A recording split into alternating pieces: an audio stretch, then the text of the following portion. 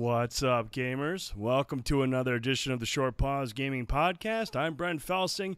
Joining me tonight, Ben Boyce, Frankie Ayler. We're back after a week off. Gentlemen, how are we doing this evening? Doing well. Awesome. Night. Guys looking good. Frankie, you look like you're in a new setup, man. What's going on over there? Yeah, we've we finally got a desktop, so it's beautiful. I love it. PC Master Race. So got Steam, downloading a bunch of stuff. Some of the Play Anywhere titles on the Xbox. Downloading some of those too. Namely, We Happy Few. I hear that's the version to play. So got that going. But yeah, so it's nice. Everything's really fast. It's not the 45 minutes it takes for the laptop to load up. So Right. real happy with it. That's awesome, dude. Congratulations. Now, you've got your Master Race PC. Boyce, you have all the components. Did it happen, or are we still waiting for the surgery to take place? Has not happened yet. Oh, I man. have not found the time. So as of right now, I'm gonna be eyeing next weekend when I get back from out of town. I think that's when it's gonna have to go down. I'm going to go ahead and say, Frankie, he did do it this past weekend, but it didn't turn on like I predicted, and he's currently got it out at a shop paying somebody to turn it on for him. So, yay. I can confirm that is not the case. That's not the case. Okay, cool. I hope not, man. I really hope not. Good evening in the chat. Super Cooper, Fastback, and Peter. How you guys doing this evening? Guys, well, first of all, we got a lot to talk about tonight. There's a lot of stuff that happened. We were off last week. A lot of stuff has happened this week. We want to touch on a lot of stuff. But, guys, let's get into what's coming out this week. Frankie, let's start with our Spotlight titles. Yeah, let's. But before we do, just really quick, wanted to touch on the PlayStation Plus titles that are available this month. Obviously available right now. So if you forgot about them already, just haven't found time, we're getting this month. This is actually a pretty solid lineup. Some stuff in here that I held off buying. I know, Brent, you did too, so finally. So for the PlayStation 4, we'll be getting Mafia 3 and Dead by Daylight Special Edition.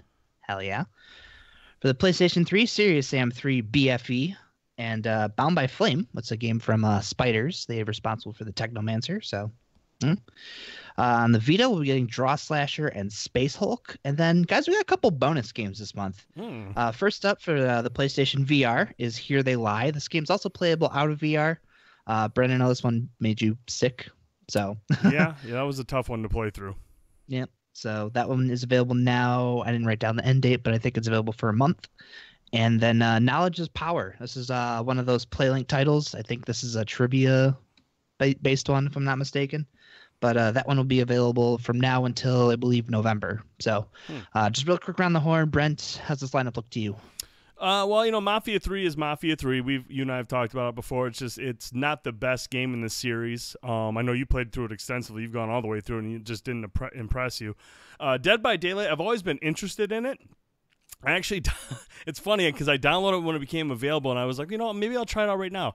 And as soon as I turned on, I just kept getting server error, couldn't connect, and I was like, man, this is a rousing start. So didn't get to try any of that out. I've always been curious about Bound by Flame, but that's on PS3. I rarely have any time to fire up my PS3. But Here They Lie, dude, they when it came out, I just didn't like the way it played in VR. I know they've since added pro support, and I think when I jumped back into it, then it was a little bit better of an experience. So that's something where I wouldn't mind jumping back into it, but I already bought it, so no bonus for me. Knowledge is Power. I downloaded that. I always like those types of games. Haven't had a chance to fire it up, but I mean, overall, I think it's a decent month. Always nice to get some extra bonuses in there, but not a super strong lineup, but a decent one. Cool. Ben? Yeah, for me, I mean, it's always good to get a AAA game in the lineup here. So to have Mafia 3 in there, I haven't personally played it. I know, obviously Frankie, you have mixed feelings about it. Just the gaming world as a whole kind of has mixed feelings about it. But that's something I would like to get in and experience the story at least at some point. Because I do hear that's pretty special for that game. Dead by Daylight, always been interested in that game. I actually bought it not too long ago, so I already have that game, just haven't fired it up. But definitely curious to see what that one's like. like Brent mentioned, the PS3 games, like both of these are cool games to get in the collection, but don't get too much time in with the PS3 these days. The Vita games, don't know much about those. I do like that we're getting the bonus titles though. Having 2 bonus titles this month with Here They Lie and Knowledge is Power is definitely cool. I don't have experience with either one of those games, so a game, a lineup that's full of games that I haven't played that I would be interested to test out at some point. Don't know exactly what the quality of all these games. I'm sure it varies from title to title, but I like it just in the fact that there's a lot of variety in here. Just the sheer volume of games that are available in this month makes it a cool lineup. Yeah, for sure. I'm just happy because I actually sold my copy of Mafia 3 after I finished it because, wasn't fond of it. I thought overall, like Brent mentioned, that story is excellent, well worth your time, but the gameplay is such a slog getting from cutscene to cutscene. So kind of cool I'm getting that back. I did get the season pass, so there's other stuff I can poke around with now. And thanks to Starhawk and my newfound flame rekindled for platinum trophies, I might go back and revisit that. But I'm the same with Dead by Daylight. I have a couple friends who are really into that game, and I never wanted to pick it up because it's online only and it's never really on sale. And when it is, I'm like, it's still $20. Friday the 13th was bad, so I held off on it and thankfully paid off for once. Normally, it doesn't, but that's cool. Serious Sam 3 is it's a shit ton of fun. That is a game I picked up when that came out on the PlayStation 3. God, I think it was late 2013. So that game is awesome. That runs pretty well on the system. If you ever played any of those games, they're ridiculous first-person shooters, kind of in the vein of Duke Nukem, only, Sam's not as annoying as Duke. So, but yeah, pretty solid month. I'm also really happy about Here They Lie because I have an import copy of that. So I can leave that sealed and download the free one. So yeah, so solid month. Get out there, download all those games if you're a PlayStation Plus subscriber. As far as our Spotlight games go, I want to start off with a game that is part of the Play promotion, and that is, of course, Death's Gambit. You guys talked about this lineup a couple weeks ago. This is the game that was kind of the outlier. We're not too familiar with these developers. They don't really have a proven track record. But Ben, I want to come over to you. I believe this is one of the titles you're eyeing for the Tuesday Night Indie Spotlight. Another brutally challenging side-scrolling platformer Metroidvania game. Where are you at with this one? Very, very excited for Death's Gambit. Super cool looking game. Love just the whole style of it. Just screams Castlevania to me, which is obviously a franchise that I love. So this looks to be another take on kind of the modern action 2D platformer. It looks like it's got some pretty in-depth RPG elements to it as well. So that was something I didn't necessarily think was going to be in the game when it was originally revealed. Cool that stuff's in there. I love when we can get those kinds of mechanics into these games. The bosses look huge. I love just the look of the game, the whole style of it. It looks like it's going to be tough. It looks like it's going to have elements of like Dark Souls in kind of a 2D setting with this game. It's just a neat looking title. It's something that I'm really, really looking forward to firing up. We will definitely be featuring this on the Tuesday Night Indie Spotlight. And, if this one's getting lost in the shuffle with Dead Cells and Guacamelee and Chasm and all the other stuff that's going on right now, I want to make sure that we at least do our part to show what this game's all about, because I have a feeling that this one's going to be super cool. Maybe even special when it's all said and done. This could be one of the best ones in this lineup. It's just, it has a lot of potential, and I think this game could surprise some people. Yeah, Brian, how about you? I know you pre-ordered this one as well. We were talking about that really great theme, wonderful music.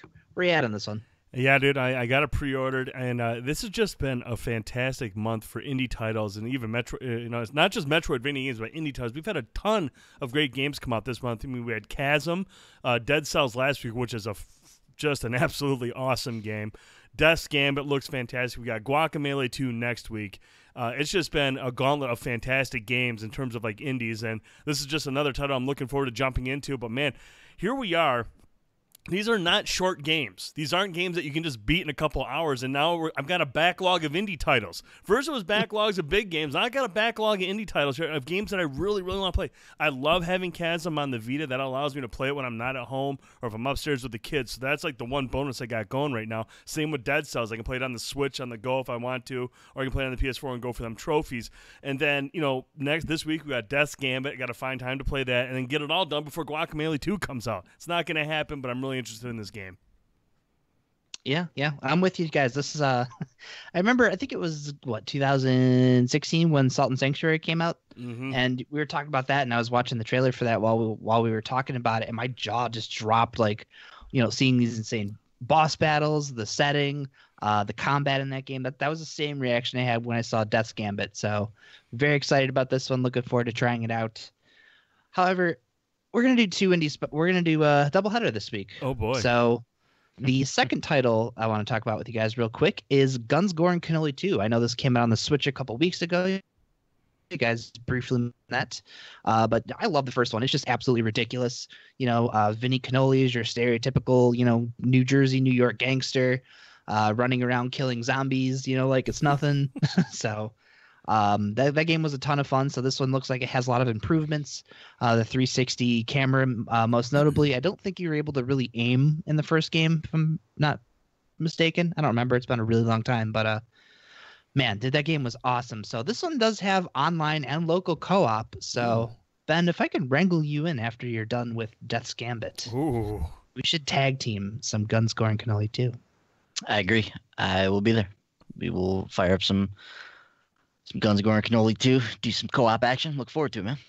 Yeah, very excited. So that is one that I am very excited about. Check that one out on Tuesday on the PlayStation 4. Might be coming to Xbox this week. Not totally sure. Per their Facebook page, they do not have a date for the Xbox One version, but it is in the cards. Yeah. I've been digging all over. Like they just kind of snuck it out on the Switch. Had no idea. And then the PlayStation 4 version, I saw trophies pop up and it popped up on the drop. I was like, all right, hell yeah. This one's platinum too. So that's awesome.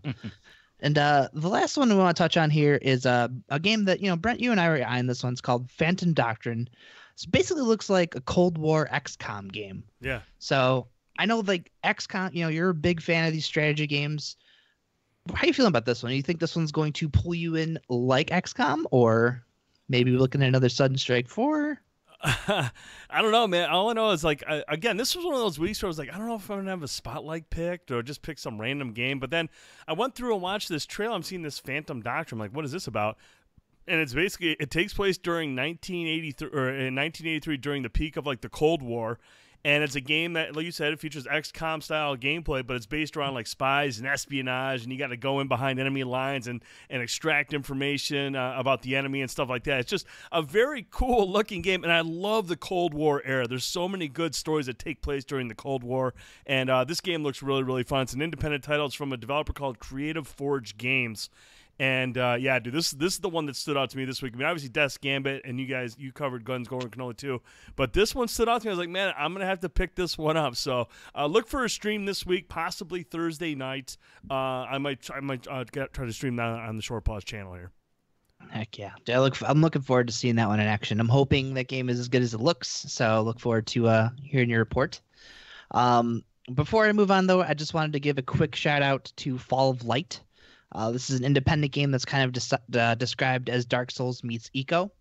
So Xbox has it listed on their release list, but I can't find anything else for this game. I know people are playing it for review, but there's no official, release announcement on their site or anything. So maybe look for that one on Xbox One on Tuesday. It's also coming to PlayStation 4 and Switch. I'm guessing not this week, but want to keep on the radar. So Brent, that's going to do it. Awesome. Much appreciated, sir. Let's talk a little bit about what we've been playing lately, though. Frankie, I know we received a code for Dead Cells. You've been playing through it. You're working on a review. But let's get your initial impressions of Dead Cells, dude. We talked about it just a moment ago, but I want to get your initial impressions right now. Oh, man, dude, I was hooked on this game after my first run. I got up to the first boss on my first run, and I died, and there was that sucks, but you go back, you kind of figure out how the mechanics work, all the stuff that carries over in each run. and you're able to kind of learn from your mistakes a little bit, figure out how certain enemies attack. So, the more you play it, obviously you get through those earlier stages. You can breeze through that thing in 40 seconds, get to the next stage. There's timed doors that kind of encourage you to do this. Those doors, of course, rewarding you with a bunch of extra cells, a couple extra power-ups and whatnot. So definitely worth your time if you're able to, get a grasp on that game and get to those doors before they close. But just the controls and just the more you play it and kind of find all these different weapon types, you have like your standard shield, bow and arrow, sword, your melee weapons and whatnot. Then you have like traps you can lay down, grenades, these little turret things that shoot either arrows or these little razor blades. So a lot of stuff in that game, dude. And then of course, you get further in the game, you find out, you can get stats for these weapons. So you get swords that can light enemies on fire. You can get a turret that'll fire both ways. You'll be able to shoot an arrow, but also have another arrow shoot up at the same time, or a grenade goes out when you swing your sword. All kinds of ridiculous stuff. So I feel like the further you get in that game, you get more of these, ridiculously souped up weapons. You feel much more powerful tackling, those enemies. Then you get to a boss and get stomped, and you're back to square one. So. But yeah, dude, the level design, the gameplay, everything about that game is just freaking fantastic. And I can't put it down. I'm playing it on everything. I got, obviously we got a review copy on the PlayStation 4. I bought it on the Switch. I bought it on the Xbox One. I'm just playing that game everywhere. I can't put it down. So, and it's the same with the soundtrack. I've had that on my playlist, as the main thing I've been listening to for the past week and a half. So, loving Dead Cells. Well, unfortunately, with your comments there, we've been hit by a plagiarism claim, so I got to wipe out your review of the game. It doesn't count. You said too many nice things about it that everyone else is saying, so you've been a bad boy. No, I'm just messing around with you. Everything you just said is accurate, dude. It's a fantastic game. It's super fun. It's addicting as hell. And like you said, it's a perfect blend. It's incredible how many different games this game borrows stuff from and implements it perfectly. Metroidvania games, roguelike games, games like Diablo with its weapons and all the different perks that are assigned to it, RPG elements. I mean, there is so many great elements in this game borrowed from other genres, and it's just implemented so perfectly, and it's a blast to play. You can take your time through it, but if you want to hustle and you know where the timed doors are, you can get extra, a bunch of, behind these timed doors, there's a wealth of rewards, a ton of gold. There's a ton of cells for you to take that you can use to rank up your character. There's a lot of, hell, this game is built towards speed running the way it's set up. I mean, it keeps track of your time right there, and you want to know you need that time there because it gives you an idea of how close you are to the next door that's going to be locked in a certain amount of time. So it's an exciting game. It's a rush to play. The combat is smooth. It's deep. There's a lot of different weapons that work a lot different than one another. So you got to take that into consideration. But you can play, how you want to play the game based on the weapons. And like I said, all the different perks to the weapons, all the different the statistics and all that. Everything it's super addicting to play this game. So regardless of what system you're on, it's a great game. You'll love it. I played it on the Switch. It works great on the Switch with the Pro Controller. I haven't played it in handheld mode yet, so I can't speak to the Joy-Cons, but I like the Pro. It holds up. That's good to hear. So really enjoyed Dead Cells. Fastback, I seen your question just now. What platforms is excuse me, Doctrine on? That's going to be on PlayStation 4, Xbox One, and PC. So that'll be out on Tuesday on all three platforms there. So yeah, really, really enjoyed my time with Dead Cells as well. Mm-hmm. Yeah. So that's dude, that game just. It's one of those games I'm at work and I'm just thinking oh my, okay, so this guy's gonna, you have all these different enemies and then there's this other area I got to that, I'm sitting here thinking okay, well, this dude's got a massive sword, got a really big, area of attack, sitting there trying to figure out a strategy to tackle him when I get home. So it's just one of those games that I can't stop thinking about. So that bodes well for when I eventually get around to finishing my review. Yeah, Dead Cells has completely derailed my focus on Destiny 2 Solstice of Heroes Armor. So I got some extra work ahead of me next week thanks to Dead Cells. But Boyce, I want to come to you now. You featured a game on the Tuesday Night Indie Spotlight. You managed to pull yourself away from the Destiny 2 grind, much like I had Dead Cells did to me. What did you feature on the Tuesday Night Indie Spotlight, man? We played Flipping Death this past week on the Indie Spotlight. Didn't get to feature our normal length stream. Just played a kind of a truncated. Still got a decent amount of time with the game, maybe 45 minutes or so, and played through the game a little bit before we hopped into the raid that night. But I like Flipping Death so far. It's got a really neat style. Love the look of the game. The storybook look of the game is phenomenal. The characters are awesome. They're written by an Eisner Award winning comic book writer. So all the dialogue is really cool. The characters are funny and witty, and they always have interesting things to say. So I love the characters, love the design of the game. And obviously is a play on the Dead world, and the whole crux of the game is you're kind of transferring back and forth between the world of the living and the dead world, which kind of mirror each other, and you have to use this mechanic in order to solve the puzzles in the game. The kind of whimsical view of the afterlife reminds me a lot of something like Grim Fandango. It gives me that kind of vibe inside of the game. So Grim Fandango is obviously a fantastic game. To get a game that gives off that kind of vibe, I'm definitely on board for that. Much of the stream I spent trying to figure out what I was doing, so I was a very poor example of what this game is all about. I spent the majority of my time just trying to figure out how to do like the first part of the game and kind of wrap my head around how the game worked. So it didn't click for me at first, but once I figured out exactly what the game was going for, and you have this mechanic where you possess people in the living world, and you kind of use them to solve the puzzles in the game. So once I figured out I could do that, and then each of them had different abilities, I was like, oh, okay, that's what you're supposed to do. So then I started to solve some things, and I started to progress in that first puzzle that they throw your way. But then I had to cut the stream, so I apologize for my garbage play during that session. But I now understand a little bit better on how the game works and how to play it. So maybe at some point I can go back and feature the game in the future and show you what the thing actually looks like. So it's not just 45 minutes of me wandering around looking like a lost puppy. But yeah, I like Flipping Death. It's cool. I definitely want to play some more of it. It's a really neat game. If you're into unique puzzle games, if you're into kind of quirky characters and stories and funny dialogue, and something that gives off like a Grim Fandango type of vibe, I would say give this one a look. Awesome. Yeah, always a great stream. Every Tuesday night, 10 p.m., Tuesday Night Indie Spotlight. This week, as we mentioned just before, there'll be a doubleheader. We're going Death's Gambit and then Guns, Gore, and Cannoli 2. So make sure you tune into it Tuesday nights, 10 p.m. right here on YouTube. If you're subscribed to the channel, make sure you hit the little bell so you know when we go live. Tuesday Night Indie Spotlight, always a great time checking out some of these indie titles that might go under the radar.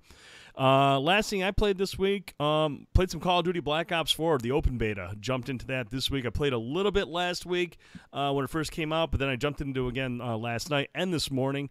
Boyce, you and I played a quick couple of matches of the new Heist mode that they revealed this week. Really, really like Heist mode. I just like Call of Duty Black Ops 4 in general right now. I think the betas hold up pretty well. I think the game feels good to play. It's not as super fast as like previous Call of Duty games. I feel like the character is a little bit more weighted down. But I really liked Heist. It's basically Counter-Strike.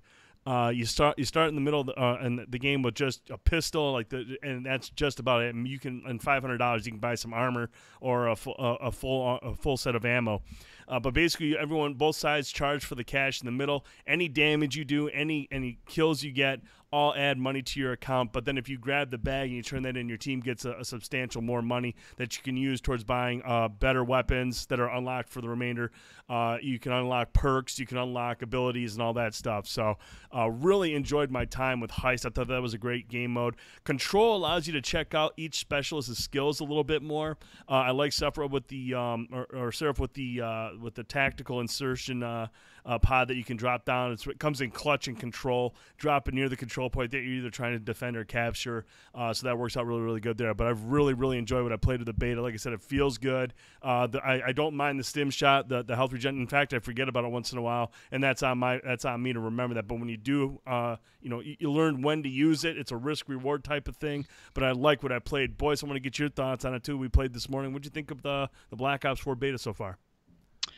Heist is a weird kind of juxtaposition for a Call of Duty game. Right. You take this squad-based, more tactical mode, and you drop it in the world of fast-paced Twitch gameplay that Call of Duty is known for. And it creates an interesting game mode. It's a little jarring at first when you hop in there and you're trying to kind of work your way through this and figure out what's going on, and you're like, man, all right, let me get my bearings here. But once you realize this is a 5v5 mode, there's no respawns, everybody's going for the objective, you're working together as a team, it becomes a very intense mode. And yeah, like you said, Counter-Strike or something like it's like what would happen if you crossed Rainbow Six with Call of Duty? Mm-hmm. It might look something like this, like Heist. I really enjoyed Heist, man. Once we got through a couple matches, started to understand how it worked, you understand the economy and how the better you do in the matches gives you access to better gear in the long run throughout the match. I'm curious to see in the long run,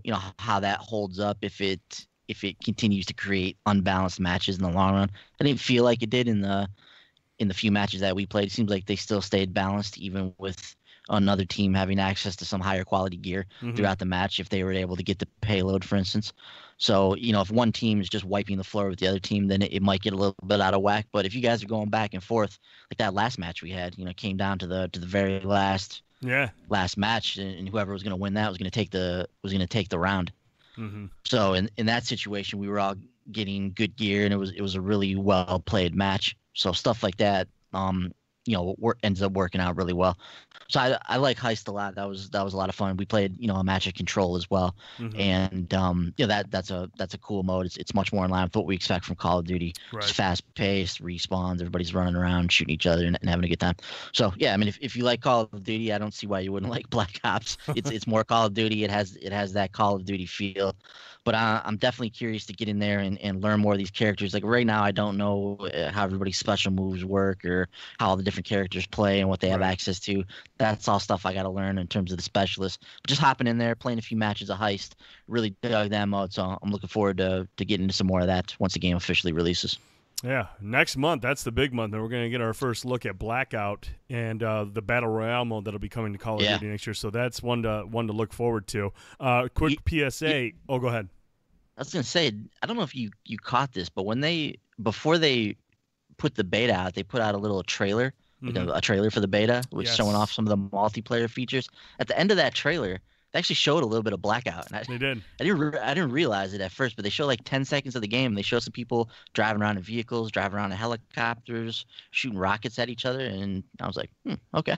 Yeah. So yeah, September we're gonna see what that thing's all about. A little teaser there at the end of the trailer. So yeah, it'll be really interesting to see how Blackout holds up. That's something I think everyone's really excited about to see. What happens when you got one of these big publishers try their hands at Battle Royale, one of these big titles. So.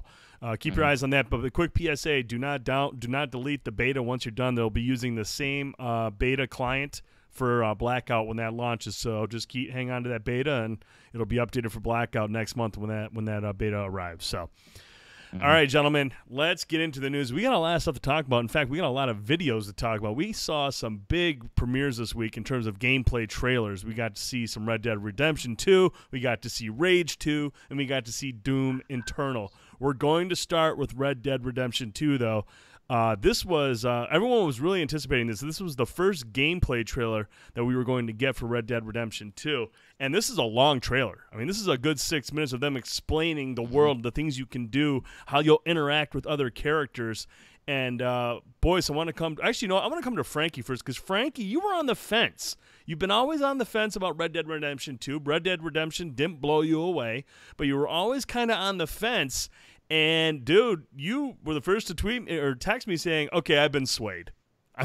You've been swayed into Red Dead Redemption 2. I want to get your thoughts on this trailer. What stood out to you? What swayed you to pick it up, to pick it up this fall?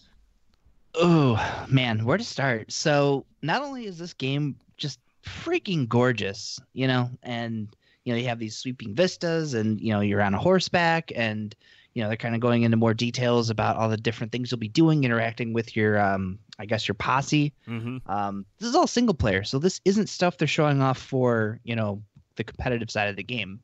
So I'm a sucker for a really good story. And from what I understand, Red Dead Redemption, the first one, has a great story. It was just for me, I don't know, some stupid thing about breaking a horse for 5 minutes because I didn't know you have to lasso it or whatever. Whatever. So I should try that game again now and, kind of go back and give it another chance. But just seeing this game in action, seeing the gameplay, the characters really interested me. I really want to find out, like what's the deal with these guys. And it's just the setting. It's kind of like that end of, the age of the cowboys and, kind of getting into not necessarily more modern times, but, kind of, the progression of, how like, the West expanded. So Very excited to actually get in there. And like I said, the world that they're building, the characters, and the potential for a very excellent narrative all in there. It looks like it's going to deliver that, and I had to pull the trigger on the pre-order. I couldn't wait anymore. I was like, all right, fine, I'm sold. Just like that, huh? That's awesome. Just That's like good to that, hear. yeah. No, I agree with everything you just said. You know, the one thing that stood out to me in this trailer was just all the different vistas that they showed, all the different like environments, the different types of weather, time of day. It's just a gorgeous looking world. I mean, seriously, the detail in this world was exceptional from what we saw in this trailer. And I'm not even talking about the stuff that you can do. I'm just talking about the presentation. I mean, this is a beautiful looking game, an open world that's going to be lush and full of stuff to interact with. It looks absolutely gorgeous. Boyce, I want to come to you. You texted me shortly after Frankie, and you were gushing about how good this game looked. Tell me your thoughts on what we saw from Red Dead Redemption 2. Just like you guys are mentioning, the thing that stood out, I mean, just how drop dead gorgeous this game is. I mean, just a phenomenal looking game. This was all captured in-game footage as well. So this is what the game looks like, and it looks spectacular. You know, you see, it looks like they probably have once they kick the HDR in on this too, like some of the shots with the sunshine and whatnot, like that stuff's probably going to look really, really good with the sunsets and some of these sweeping vistas that they have. So yeah, just a phenomenal looking game. And then all the other stuff they showed, just in the way you can interact with the people and how you can choose to fight or not to fight, and that can affect how you move your way through the world. I like kind of the fist fight or the showdown outside of the saloon, like all like that classic Western stuff. I love the Western setting. Like Frankie was mentioned, this is a really cool setting for a game at kind of like the twilight of the Old West and kind of the end of Outlaws and that kind of stuff. So yeah, I just thought this was a really, really cool looking game. And the fact that this is the first of several of these, 6-7 minute trailers that we're going to get that dive into the game and explain some of the mechanics and some of the more, in-depth systems in terms of how this game works. So definitely looking forward to seeing that, because the first two trailers or however many trailers they've shown us for this game looked cool. But this is the one that really got me. Like, I was like, oh, okay. Yeah, this looks this looks freaking awesome. Like riding around on horses, doing cowboy stuff. I mean, you get to clean your horse, to do all that kind of stuff. So yeah, sign me up for this. This game looks rad, man. Yeah, I mean, like you mentioned, and we're talking about how the game looks on stuff, but like you mentioned, all the stuff that you can do, how you interact with people, and the stuff you can do with your horses, and I mean, this is just the first. You mentioned that the next one is going to talk about the stuff I'm really interested in: bank heists, how you're going to carry out these robberies with your posse, how you're going to take out things as a group. This is just a gorgeous. This was a fantastic trailer, and we still got more to come. I cannot wait for this game to drop. But I mean, it's just. I really want to know what we're going to be doing online, though, as a posse. That's going to be the one that I'm really interested in seeing, because they've done so well with Grand Theft Auto 5 online, creating so much streaming. That game still has legs today. This game, the base game, the first game came out, 2013? 2012? Yep. Something along those lines? And it's still going strong. And because of how popular the online is, we're just touching on the single-player stuff right now. We're just looking at single-player stuff. We're going to find out what the next video is going to be single-player stuff. We have no idea what we're going to be doing in Red Dead Online yet. And that seriously is the one thing I'm most excited about, because that's what I want to jump on and play with you guys online, doing bank heists, getting into all sorts of trouble. It's going to be awesome. But this was a fantastic first gameplay trailer to show, because it gave you an idea of not only how beautiful this world is, but all the stuff you're going to be able to do. Yeah, I agree. And I'm really curious about the online too, because obviously it's going to be a big part of this game. It's something that, with what's going on with Grand Theft Auto Online, there's no way that online's not going to be a huge part of Red Dead. So very curious to see what they do with this. And yeah, dude, if we can get on there and do like posse stuff and like I'm all about that. Oh, yeah, absolutely. So a real good showing this week for Red Dead Redemption 2. Again, we're going to see some more trailers over the next couple months prior to the game's launch in October. But yeah, this was a sexy video, dude. Really, really excited for what we saw here. Now, this was just the first of 3 big reveals. The next one we're going to go to is Doom Eternal. Now, both this and Rage 2 were shown off at QuakeCon 2018. That was going on this week. But, yeah, guys, Doom Eternal. Now, this video, we got to see a whole lot of new stuff, including some new features. The Demon Slayer will be sporting beefier armor that's been enhanced in a few ways. He can now dash around in quick bursts, allowing players to cover greater distance in the air. This is especially true when the dash combines with Doom Eternal's thrust boots, a holdover from the previous game that allows for double jumps.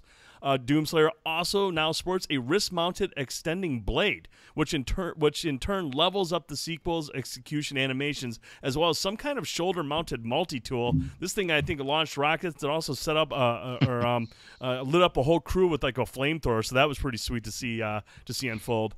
Doom's signature shotgun gets a big upgrade on Doom Eternal thanks to the new meat hook. This fork, yes, the meat hook. The meat hook. This is a blade that sits at the end of the super shotgun's barrel and works sort of like a meat-based grappling hook. Instead of latching onto the environment, you'll be using the meat hook attaches to living demons, pulling Doom Guy in close for even more spectacular kills. You can further use the momentum created from the grappling in to soar past the target and get some shots on in the backside. It's an entirely optional feature, but players then... Oh, I'm sorry. Now, there's also the ability where you can invade another player's game. This is new for Doom Eternal. Not only just one person, but you can team up with a friend and form like a Demon Slayer hunting party, where you'll be able to go into another person's game and actually hunt down the person playing as the Demon Slayer. It's an entirely optional feature, but players that opt in may have to deal with actual human threats and sometimes even more than just the game, the enemies in the game. Of course, that also means you can leap in other players' games if you choose as well. So it's not just people invading yours. You can obviously invade other people's during the game. But guys, this gameplay, holy smokes, man! This game looked fantastic. Frankie, I want to come to you first. I know you're a big fan of Doom. What'd you think of this trailer, dude? I'm excited, man. I love the gameplay in the 2016 reboot. Just, fast-paced, demon parts flying everywhere. It's just chaotic and wonderful. Mm-hmm. This looks like, more of that with, some new gadgets. We saw a new enemy in there too, like a giant spider type thing that was crawling around. Yes. There were a couple of those that he was blowing through. So, and even just watching the glory kills, man. He ripped off one of the fangs and shoves it in his eye. I love it. Just look, the gore in that game is just freaking over the top, and I love it. I can't help it. So I'm excited. I cannot wait to hop into that game. I think this is coming out next year, right? So yes. Like next year is id's year, man. Between this and Rage 2, God damn, they're hot right now. Yeah, like you mentioned, I love the grappling hook in this trailer. I mean, how you could like either use it on a demon to get up close to the shotgun, or like they mentioned, I thought that was really cool. They showed that a few times, how you can use that to pull yourself towards a demon, then like detach and fly past them and get a couple shots in on the backside if that's where the weak spot is. So that was really, really cool to see. But Boyce, your thoughts on what we saw from Doom Eternal?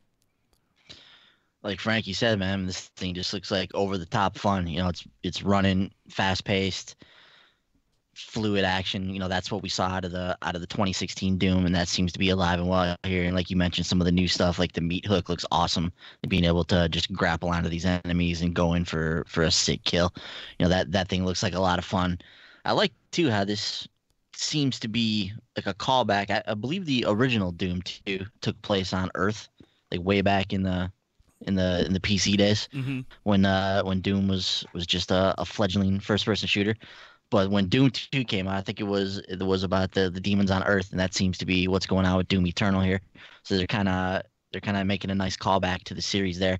I'm very curious too, like what this Eternal part of the title is all about, because they didn't call it Doom 2, and I wonder if there's a reason for that, if there's something else that they aren't telling us about this game yet that's going to be a big part of it. But I'm curious to see what that's all about. But I was surprised at how much of this game they actually showed us. They showed a good 20 minutes of gameplay to us during QuakeCon this past weekend. So I thought it looked totally rad, man. This game looks like a ton of fun, and just mowing down demons with the super shotgun looks like it's gonna be a blast. Yeah, not only did we see that gameplay that we just showed right here, but I mean they also showed another one of some action on Phobos. And then they also mentioned in the trail, in that video during that interview was, they're working on creating a Doom universe. This isn't just taking place one. They're creating a Doom universe, and they showed some footage of like some other areas that almost look like the Dreaming City in some ways. It looked very, very cool. It had a very sci-fi look to it, so that looked great. But yeah, man, I mean the Phobos level looked really intense, and at the end of that Phobos area, as the Demon Slayer wipes out the last of these enemies, this huge demon comes out from like this hangar, and the Demon Slayer he has like this thing in his hand. And he just pops this huge sword out, and it just goes right after the demon. And it cuts away. I was just like, oh my god, I got goosebumps. It was such a sweet way to end that trailer. I was really hyped about that. So Doom Eternal looks very, very, very good. Looks to be running great, and it's just gonna be more of what you love about Doom. Just bloody, violent, fast-paced, and some awesome bosses to take down. So really, really liked what we saw from that. Now, they also talked a little bit, obviously this game is a ways out, but they talked a little bit about the single-player DLC is a part of the plan. Yes. Marty Stratton, the game director, had this to say when he was asked about it, even though it seemed a little premature to ask a question about DLC for a game that doesn't have a release date yet. But here's what Marty had to say. Honestly, if there's one thing that I would like to go back and do different is to give people more of the Doom campaign post-launch. You know, more follow-up DLC from a campaign perspective. So we're already planning that, and I'm looking forward to it. We'll talk about our whole plan at a later date. But it sounds like Doom Eternal's post-launch campaign content is being designed in mind with its new multiplayer feature, the Invasion feature that we talked about. Marty went on to say this, quote, "It's fun, too, because when we look at doing campaign DLC and then we can have something like Invasion playing a part in it, you know, it's just, it kind of makes it even more valuable to have that. We really love the replayability of the game. We love playing the game over and over and over. We love that people are still playing the game and on their 20th time through the campaign are doing a speed run, maxing out other guns or whatever. And we want to give people more reasons to come back, whether it's Invasion or DLC. It's important to us."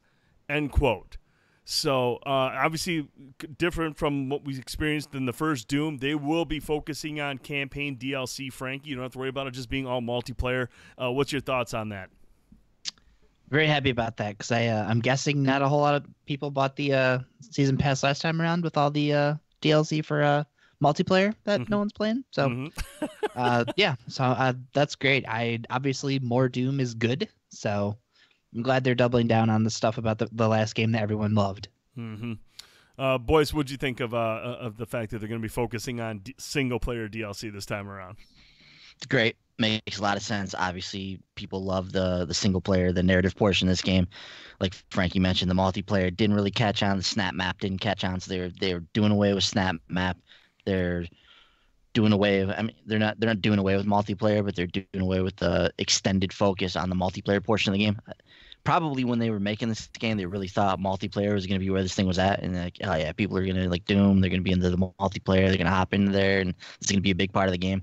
Obviously, things went the other way when the game came out. People loved the single player aspect of the game, and you know they put out this lengthy campaign that everybody loved and would have loved to have seen more DLC. So it makes sense that they're doubling down on that. You know, when they talk about the single player DLC and they talk about the Doom universe and all the lore and stuff that they're putting into it, clearly they've got the message that people are interested in the single player portion of this game, and that's clearly where their focus is moving forward. So I think that's a good thing. And I mean, it does sound like there is a traditional multiplayer component also in the works for this game. Obviously, there will be multiplayer, but the fact that the focus seems to be on the single player portion of it is seriously a great thing because obviously, you know, obviously the multiplayer is fun, but it's always the campaign of Doom that people love to play through. That's where all the big bosses are. That's where all the big battles take place. So, yeah, really glad to hear that there will be a multiplayer component as well. And lastly, this thing is coming to the Switch day and date with the other versions. So you can expect another Doom game on the Nintendo Switch, and it'll be available day and date with the PlayStation 4, Xbox One, and PC versions. So the Switch still very much a part of the plan with these Bethesda titles. And I love it in the chat, dude. Somehow, talking about Doom, now we're going with now we're talking about the Doom movie for some reason. For some reason, we're discussing it in the chat. Frankie and Jacob are going back and forth. Jacob loved the Doom movie. Frankie did not. I want to get everyone's thoughts in the chat. While we're doing this, I want to get everyone's thoughts on the Doom movie. I actually thought it was pretty lame until they went to the first-person mode. I thought that was pretty fun to watch, so I thought that was all right. That was so stupid. Dude, that was cool, man. Come on. When they went to first mode, oh, man, I thought that was sweet. When they went to first-person mode, that was sweet. Boyce, I know you love shitty movies. What'd you think of Doom? Never saw it. Never saw it? You love The Smart Rock. You man. got posters all over your Smart room. man. I've seen them. I heard all I needed to hear about the Doom movie, and I stayed away. Dude, even The Rock says that movie was garbage. So He does say that. He did say that. He even said it was a mistake. So Sorry, Jacob, but the Rock supersedes your opinion. All right, moving on to the final big gameplay review. Frankie, this is the one I know you're hyped about. Let's talk a little bit of Rage 2, buddy. Rage 2 gameplay came out, extended trailer, and we got to see a lot of combat from this game, dude. This game looks nuts. This game basically looks like Doom had sex with the movie Mad Max, and this is their child. I mean, obviously Avalanche made the last Mad Max game, but this looks like the Mad Max game they really wanted to make. This looks insane, dude. So, Frankie, I want to get your thoughts on what we saw from this trailer, dude. What'd you take away from it, buddy? I saw everything in there that I was hoping to see, honestly. The wing stick was one of the really cool things about the first one. It's kind of like a boomerang with blades on it. So seeing that they've improved it, now you can kind of throw it and it'll track enemies around corners and whatnot. That's awesome. So really happy to see that they're sticking with it. That's one of the more unique things about Rage. The gameplay, the first game had, kind of like a Mad Max type of, post-apocalyptic, like desert setting. But it wasn't, I didn't feel like it was fully realized. A lot of the stuff you're doing out there was, occasionally chasing down bandits, but largely there was like a racetrack element to the game as well. So you're kind of going around doing these races. But this looks like, obviously Avalanche is coming in. They made a really excellent open world Mad Max game. So they're bringing their expertise with that into this, which was a perfect fit. I'm really glad that, it saw that, and they're working with Avalanche to kind of bring that more Mad Max feel to Rage, because that is what Rage is. Mm-hmm. So just the car combat looks freaking over the top and awesome. Obviously much more involved than the first time around. These different abilities that you're kind of getting to play with now are a new thing. The first Rage, you didn't really have any, like a super jump or any of the ground pound stuff that he's doing now. Mm-hmm. A lot of the stuff you had, you were, like with the wing sticks, you were crafting those. You could craft little sentry bots. There's a little spider bot. I love little spider bot. He was the best. But as you played the game, you found blueprints to upgrade them and whatnot. So I'm kind of hoping that there's still an element of that in this. But even the guns, like it looks like we're going to be going a little more over the top on guns. The first game, like the thing to get in that one was this crossbow. You could craft all these different bolts for it. And I like the way that the enemies always responded to you, because, and you could kind of hear it in this one too, like the wing sticks flying at someone, they're like, shit. So like the enemies are always like kind of self-aware, and, like they're obviously obvious demise is, kind of joked about. So the first game did that really well, I think, too, because there was a lot of times you would stick enemies with dynamite and they'd be like, oh man, then blow up, so Rage is always a very tongue-in-cheek game. So I'm glad that they're really just doubling down on that. And it looks gorgeous, man. Just like watching this thing in action. I love Rage. So this is one of the games that I hope we get a release date for before I have to put in my vacation time, because this is a staycation game for me. That's a staycation game. I dig that, dude. No, boys, I want to get your thoughts on this, dude. Some of the combat in this game looked insane. Like the vehicle combat especially looked just absolutely nuts. And I want to get your thoughts on what we saw from this trailer. That was the thing that stood out for me too, was the vehicle stuff. We hadn't seen too much of that prior to this, and I don't have any experience with the first Rage, so I don't know how much vehicles played a part in that game. But the vehicle stuff in this game looked sweet. I mean, you're like, the section they showed in this game, you're tracking down a convoy and you're trying to take out this like big truck at the end of it. So that looked like a lot of fun. And like you mentioned, just the over the top action, just the crazy stuff it looks like you're doing in this game. It just looks like a lot of fun. I mean, the shotgun looks awesome. It just looks like an absolutely bonkers game, and something that you just want to get in there, get your hands on the guns, and just go to town, just doing whatever. It looks like one of those games you can just hop into and just blow stuff up and just have a great time. Yeah, it looked awesome. Like you were talking about that whole section where you're chasing down that convoy. I mean, just explosive action. And like there was that scene where it takes out the final truck. That seriously I was like, this is Mad Max, the movie. That there were scenes just like that in Mad Max. Like, this looks insane. So that's why I can't help but wonder if this is the true Mad Max game, even though it doesn't bear the title that Avalanche wanted to make, because it looks like it's more in line with the movie than the last Mad Max game, dude. That was that trailer was awesome. Really, really excited for that one as well. Watching it, I think that was the PC version we saw, because that was running at 60 frames. Did it run at 60 frames? Did Rage run at 60 frames on PS3 and Xbox 360, Frankie? It may have. I can't remember I think if it did. or not.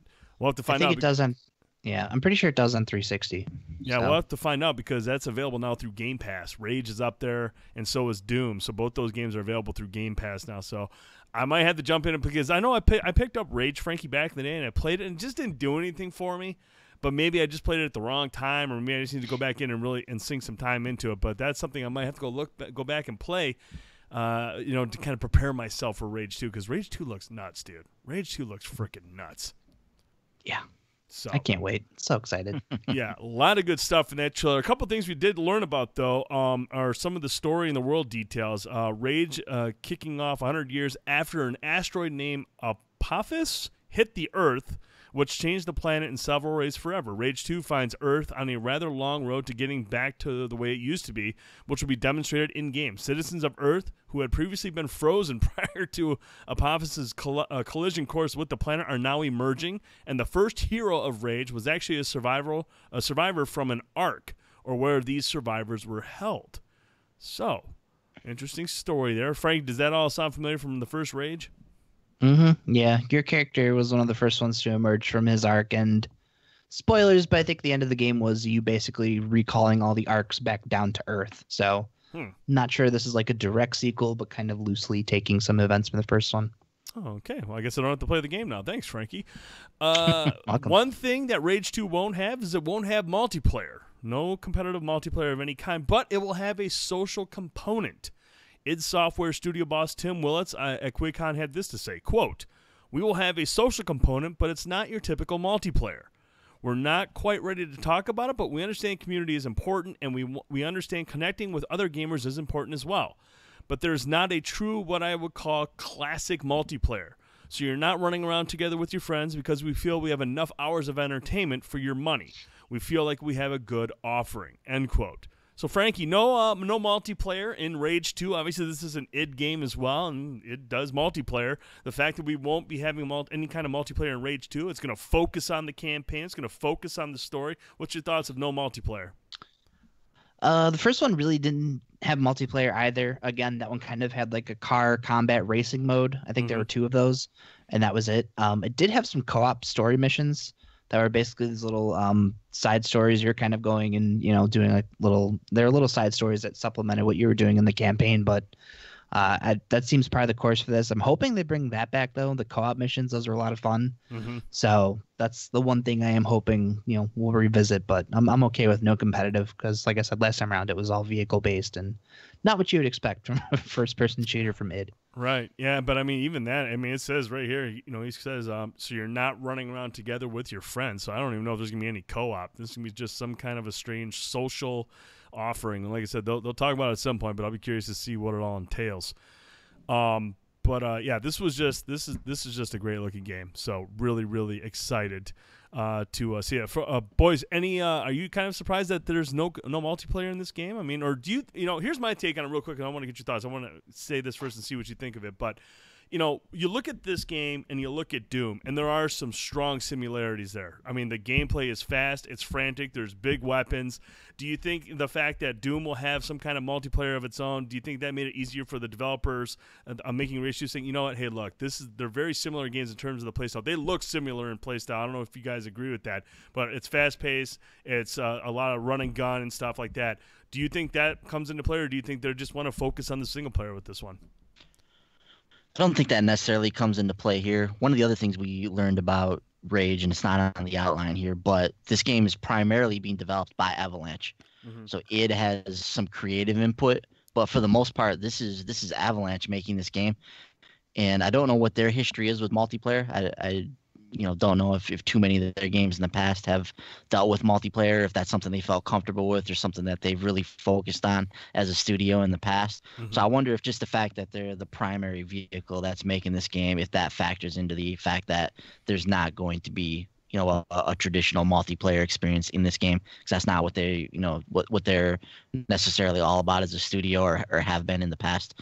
So I think that's a factor. And just the fact that, Bethesda has shown in the past that they're not about shoehorning multiplayer into their games if it's not something that needs to be there in their first-person games. Right.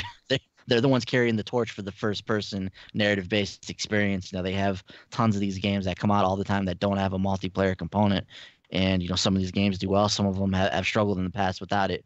But I I do think that Rage is a game that can be okay without a multiplayer component. Looks like there's going to be, you know, a lot of stuff going on in this world and a lot of crazy shenanigans to get into, and there's all the car stuff and whatnot. So yeah, that is not something that necessarily needed a multiplayer. I do think that they could probably do something cool. Can you hear me? Yeah, we got you. Yep. All right. Sorry, this thing cut out for a minute. You're talking about multiplayer. Yeah. Sorry, this the other recording stopped. So Oh, did it? Oh, good. Cool. I need to get this back up. But yeah, stupid thing. Frankie, tell us a joke. I got nothing. But Avalanche, on the other hand, they're Just Cause mostly, so not really multiplayer. I think when they released it on Steam, I think there was actually some guy who made like a multiplayer mod. I know they hired the guy on, so I don't know if it's something that they're slowly kind of starting to work around with, but largely like Mad Max, you know, Just Cause are not multiplayer, so I don't think they've really dabbled too much. Mm-hmm. I like the fact that Bethesda has stuck to their guns on this, you know, not forcing multiplayer into their games. So I think that's really cool that they've done that, and they're sticking to that. And like Boy said, I don't think you know, Rage 2 necessarily needs a multiplayer component. There's gonna be a lot to do in that open world. There's gonna be a lot of things to get involved in. So I don't think it's absolutely necessary to have a multiplayer component. But I can understand why some people might be disappointed, because it looks like it's a hell of a lot of fun for a first-person shooter. And can you imagine a multiplayer mode where everyone's doing the ground stomp, jumping in the air, using those abilities and shit? The multiplayer could be pretty intense. But no, I'm kind of glad that they're not going to jump into that and force it in there. You can just play Crysis 3. Play Crysis 3. There you go, boys. Yeah, we're back good now. So that's what I was getting at, Brent, with what you were mentioning there, is the fact that I think they could make like a wacky, like really cool, you know, multiplayer component to this game with what looks to be some of the crazy mechanics they have in this game. I feel like they have an opportunity to maybe go outside the box and create something that we don't normally see in a first-person shooter with just the whole vibe of this game. You know, I don't necessarily know what that could be, but if they were to go down this route in the future, you know, I think they could probably make something neat. Absolutely. So we'll keep an eye on Rage 2. I'm sure we'll get some more videos leading up to its launch. We got to get what's the release date on that, Frankie? Do we have one? Spring. Okay. Well, soon. Very, very soon.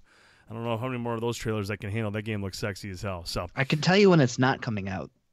When's that? February 22nd. I hope not. Nothing else should be coming on February 22nd.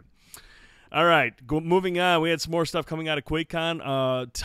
Todd Howard, or God Howard, as some people call him, refer to him as God Howard, and a couple of the we will not be referring to him as God Howard on this podcast. But they sat down with the folks at GameSpot, and they did a kind of an interview about Fallout 76. And we got some more details about what we'll be doing in Fallout 76. But first, we're going to start with character progression, and leveling has been detailed for us. First up, the special system will be returning for Fallout 76. Special encompasses the following stats: strength, perception, endurance, charisma, intelligence, agility, and luck. When players level up, they're given 1 point to put into any of those stats. The number of points in these stats affords players the ability to equip perks that are specific to each of those special stats. Perks are relegated to cards, which give players specific abilities, and each perk card has a value that requires a certain number of points in its relevant special stat. Think of special stats as a pool of resources to attach perk cards to. Perk cards are awarded each time a player levels up. Individual cards can also rank up so they can be boosted in effectiveness.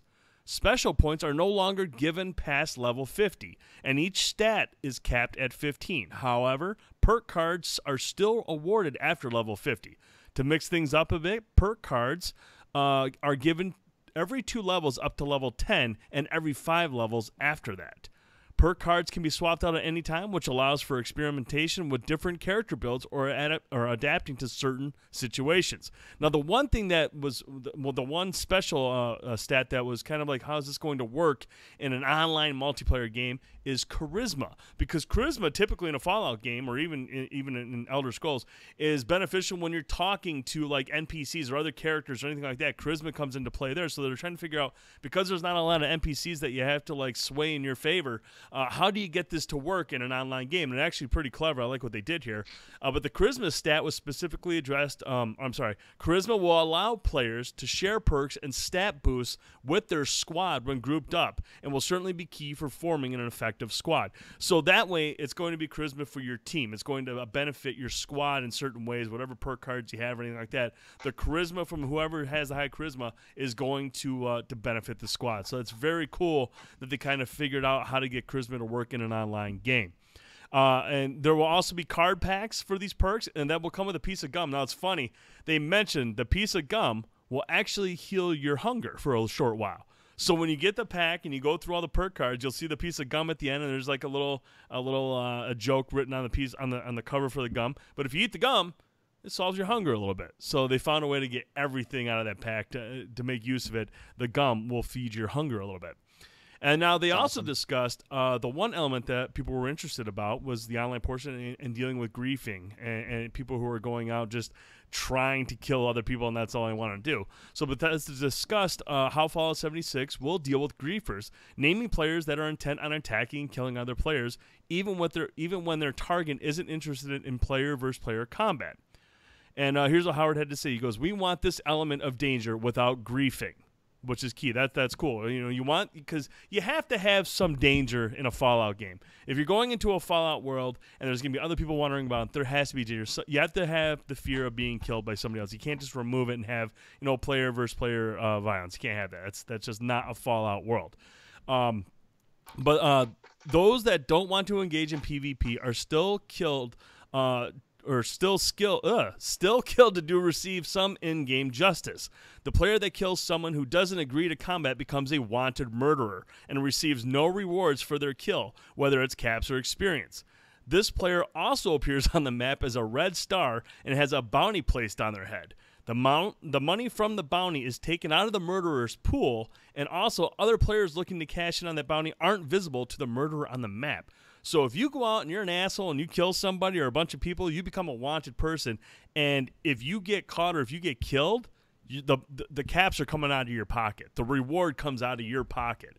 So you'll want to think twice about that. But I love the fact that if you're wanted, other people won't show up on your map. But you show up on all their maps. So they're hunting you. They're going to be in the bushes. They're going to be in the shrubs trying to find you on the map. And that's going to make things really, really interesting. But players that are a higher level or offer better rewards if engaged and killed, if you decided to do some PvP and are killed, you have the option to seek revenge. Doing so gives players the opportunity to get double the rewards if they're successful on a second attempt. PvP doesn't activate until level 5, and there are options to block and ignore players. Additionally, you can choose to completely turn off the so-called slap mechanic. When you die, the only consequence is that you drop the junk you're collecting, which is used to build armor and weapons. Actual armor and weaponry is not lost upon death. So we got a lot of good information here about what we're going to be doing in terms of leveling up our character, what's all involved there, as well as how we're going to deal with griefing and other people in the world who are just hell-bent on just making you miserable or making life miserable for everyone else. Boyce, did anything stand out from this Fallout 76 detail? Did it answer any questions you have, or do you still have questions that you want answered? I still have questions, but it also talked about a lot of the stuff that I've been wondering about. So, Fallout 76 continues to be a very, very intriguing title, and I don't think we're really going to get the full gist of what this game is until we can actually get our hands on the beta sometime in October when they release that. Mm-hmm. But this was a very, very interesting panel. I watched the entire panel discussion, and there was a lot of really, really good stuff in here that you were talking about, Brent. So the perk system, it's confusing when you're like watching these guys talk about it and kind of see it in action, but I think I kind of have the gist of it now. So every time you level up, you get a point that you can assign to one of your special stats, and those points are then used to pick a perk in that particular tree, and the perks are all based on these cards that you get. So as you're leveling up and you're getting points, each of these special categories, you can have a certain amount of points associated with those, and those points equate to a certain amount of cards that you can attach to that particular perk. And you can swap the perks in and out as you're going through, and that's one of the mechanics they mentioned with the trading card system. So every 2 levels you get up to level 10, you're gonna get a pack of these cards, and after that, every 5 levels you get will get you a pack of cards. And yeah, I love that there's the gum in there, and then it satiates your hunger for a little while if you're chewing on the gum. But one of the things the primary thing that they mentioned with the card packs is they want you to have these options with your perks, so that maybe you'll be more willing to try out perks that you may not have otherwise tried out. Right. Had you not gotten this pack of cards with random perks in it. So their thought is, you're getting your points and you're spending them on things that, and you're upping your damage and things that you would normally do. But then you get this pack of perks in this card pack that has different things that you may have never thought about trying. But you're like, hey, I got it in my inventory. Let me give it a whirl, see how this works. So I do like that system. I do think that will encourage people to kind of play around with their build a bit, how they can in different stats and see how that affects their character. So I do like what we saw from the perk system there. Once again, we'll have to get in there and see how it actually works in game. It's a little bit confusing when they're talking about it, but hopefully when we get in there, it won't be too overwhelming to kind of manage. It's a cool looking system with the cards. I do like the interface that they showed on that. So very, very curious to get in there and see what that's all about. They didn't mention too that, and you mentioned it, I think, Brent, but once you hit level 50, you don't get these points anymore. Right. So 50 is it's like a soft level cap. After level 50, you can continue to earn perks, but you will not earn any more points to use. So once again, you'll be able to swap out your perks. It's an interesting system they came up with for the griefers too. I mean, basically, if you grief somebody, there's literally there's no reward for you, and there's only punishment in the future. When you get that wanted tag on you, you got the entire server out looking for you. When they kill you, they're going to take your stuff and get the money or whatever for it. So, it really, I think, is going to make people think twice before they engage in this. It's probably going to make for some really interesting streams where people are going to go out and probably make like a griefing stream and see what they can accomplish, right, and how much havoc they can cause on the server. So it'll be interesting to see stuff like that. But outside of the novelty of that, I don't see how too many people would be excited about being that guy in this game. I think the phrase Todd Howard used was something to the effect of making assholes interesting content in the game. So they've kind of gone out and tried to do that here. So that's interesting. The one of the things I'm concerned about with PvP is, one, how the mechanics are going to work. They talked about VATS in this talk as well, and VATS is going to be in the game and it's going to be in real time. Curious to see how that's going to work, especially in the PvP setting. I don't think we got any definitive answers on exactly. That's another one of those things where we're going to have to see it in order to see exactly how it goes. Mm-hmm. But I'm curious how the PvP mechanics are going to know, and if the reward is going to be enough for you to want to engage in the PvP with these people. They mentioned, I think they talked about experience, and you can get caps from people, and you can pick up their junk if they drop it. So some of that stuff it remains to be seen, like how much it's going to be worth it, especially as you get up higher in the levels. Like, is the PvP going to be engaging enough for you to want to engage in it, continuously? So that's a question I have. There's still a lot of questions about exactly how the story is going to work. And they did say in this panel too that 80% of this game is the Fallout that you know and love, and then 20% of it is a brand new experience that we've never seen before in a Fallout. So just hearing them say that, it makes it seem like the majority of this game is going to be the Fallout, the quests, the worlds, the kind of stuff that we've come to know and love from these games. So yeah, it's just I like what they said in this panel, and a lot of this stuff sounds cool, Brent. I just have questions still about how exactly this is all going to work, and stuff that I don't think can be legitimately answered until we actually get in there in the beta and experience it and see what it's all about. Right, yeah, and to touch on the VATS thing, they actually talked about that a little bit. At the start, VATS will be available, but it will just be to target the enemy full. It doesn't give you you can normally in Fallout 4 or in Fallout 3 for that matter, you could aim for limbs, and each will give you a percentage of how you're going to, what your chances are of hitting that limb. And this one, VATS is available. It is real time, and it just targets the enemy first, and the percentage is based on perception. Your perception skills. So the higher your perception, the higher accuracy you're going to have. But there will be a perk that you can unlock later on that will allow you to choose limbs. But again, that's going to be at your discretion if you're in combat real time, or you can really have time to to choose between limbs, but available later on. But at the start, VATS will just be like just to target the entire enemy, and your percentage will be based on what your perception level's at. Mm-hmm. Yeah, so that's one of those things where you can talk about this and it sounds good or bad depending on who you are, but it's one of those things where until we get in there and we experience how VATS works in this game, in this online setting, in this kind of dynamic PvP setting, then we won't really know how we feel about it until we get in there and experience it firsthand. Right. Frank, you want to pull you in on this, man? I want to get your thoughts on what we heard about Fallout 76. Where are you at on this one, buddy?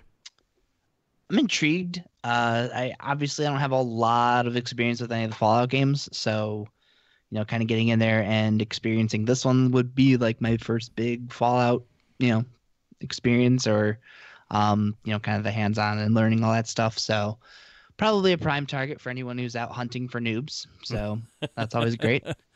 But no, I love that whole idea of making whoever's out griefing people into like a wanted murderer, and that's a really great way to handle that. And like I said before, like seeing like the trailer for this game and like all the different areas and everything we're going to be exploring, I'm very interested in this game. I really, really hope that they pick the Best Buy pre-orders to get in and try out the beta. So look forward to that. Absolutely, yeah. I'll be curious to jump into it and see how deep this game gets and how they're going to make this work. Obviously, it's not an MMO of as we typically know one, but there's some potential here. I'm really interested in to see how they deliver this. It sounds like you won't have to worry about a griefing world, much like we did the Dark Zone early on in the Divisions in the early time when the Division came out. So they've got some stuff in place for that. So it'll be cool to see everything once, like Boy says, I think once we finally get our hands on the beta, that's when we'll know what kind of game we're dealing with, and we'll get a better understanding what we'll be doing on a daily grind. So very, very cool stuff there. And the last thing real quick too, Brian, on this, the other thing, and I'll try to explain this. I don't know if this is going to make sense, but I'm curious to like how all of this is going to work together. Like if this is the normal 80% of this game is the normal Fallout that we know and love, and 20% is this brave new Fallout world that we're getting into with Fallout 76.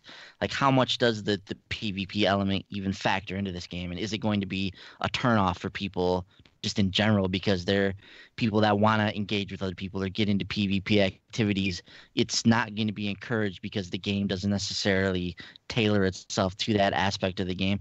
Yeah, I don't know if that makes any sense, but like, do all of the systems and all of the different disparate elements of this game like enough to really get people to engage in all of the aspects of the game? You know what I'm saying? Mm-hmm. Like, is PvP going to be engaging enough? And like, is it going to be something where if somebody comes up and they want to engage with you and they do the slap you and challenge you to a duel type of thing, like how many people are just going to be like, I don't want to deal with this. This is not like a great part of this game. I just want to focus on the normal Fallout that I know and love. Mm-hmm. Like, how much is that going to factor into that, if that makes any sense? No, it makes sense. And like I said, that's what people want to know, dude. What are we going to be doing? How is all this stuff going? I mean, they can talk about it all day long, but until we actually jump in and experience it, there's so many variables that come into play that are outside of what they've discussed about here that we can't fully know until we jump into the game. So, again, it's just going to be kind of a wait-and-see thing, wait for that beta and find out how this thing is going to play out. Yeah, so absolutely. Be waiting for that October date whenever they release it. Yeah, I know we'll all be there. So, the last thing... I'm a little worried, too, about that date. Like, when are they going to put that date? Is it going to be towards the beginning of October, towards the end of October? There's a lot of stuff going on in October, man. Man, I feel like it's going to have to be before Red Dead Redemption, too, if they want to have any participation. Clearly, yeah. So you've got 3 weeks to choose from there. So last thing we want to talk about out of QuakeCon is the Elder Scrolls Online Wolf Hunter expansion has gotten a release date. Wolf Hunter, which lands on PC August 13th and on consoles August 28th. In Wolf Hunter, players will go up against the Daedric Prince Hersheen and fight against werewolves. This all sounds really, really cool. This is a game I wish I could spend more time with. Obviously, it's an MMO, and it's a deep MMO, and there's a lot to do. But, they've been supporting this game nonstop, though. They've done a hell of a job creating new content, new expansions on the regular. So that sounds really, really cool. The team also unveiled a first look at the expansion to follow called Murkmire. It will take players into the Black Marsh, the homeland of the reptilian Argonians. Game director Matt Fior said it will, among other things, unveil, quote, why they're so weird, end quote. So we're going to find out why the Argonians are so damn weird in Murkmire, and that's somewhere down the line, but that's the next expansion Elder Scrolls Online players can expect. And then lastly here, this is a story that came out, I think it was today, and I didn't get a chance to read it, but I know, Frankie, I think you looked into it, and I think, Ben, you had a chance to glance it over, but Bethesda's getting a little shady with reselling games on stuff like Amazon and whatnot, boys. What's going on with this? This is an interesting story that just kind of broke here. Frank, you literally sent this as we're like putting together the show. So this is kind of a late breaking thing that we thought was interesting enough to discuss. So this is from a Polygon article. So I'm going to read from this here and kind of set up what this is all about. But this brings up some interesting thoughts about used game sales. So according to Polygon, many gamers sell their used physical games often to supplement spending funds to buy more games. Obviously, this is something we're all aware of. It's such a big part of the gaming business that almost half of retailer GameStop's profits comes from reselling games. But it looks like one publisher in Bethesda, Softworks, may be seeking to rein in sales of secondhand games online. Bethesda recently sent out a notice to at least one seller on Amazon's marketplace who was trying to sell a sealed copy of The Evil Within 2 as new, demanding that they remove their listing. That letter included a phone number for sellers of Bethesda's games to call, suggesting that the company is sending out such notices to multiple sellers. Philadelphia-based Ryan Hupp recently contacted Polygon to explain how he'd been forced by Bethesda to stop selling his copy of The Evil Within 2. He bought the game but never unwrapped it, he told us. He'd been expecting to purchase a PlayStation 4, but instead spent his money upgrading a gaming PC. Hupp said he often sells used goods through Amazon Marketplace, which works in much the same way as other online trading sites like eBay. Bethesda's legal firm, Voris, sent Hupp a letter, which he forwarded to Polygon, warning that the game must be taken down and threatening legal action for non-compliance.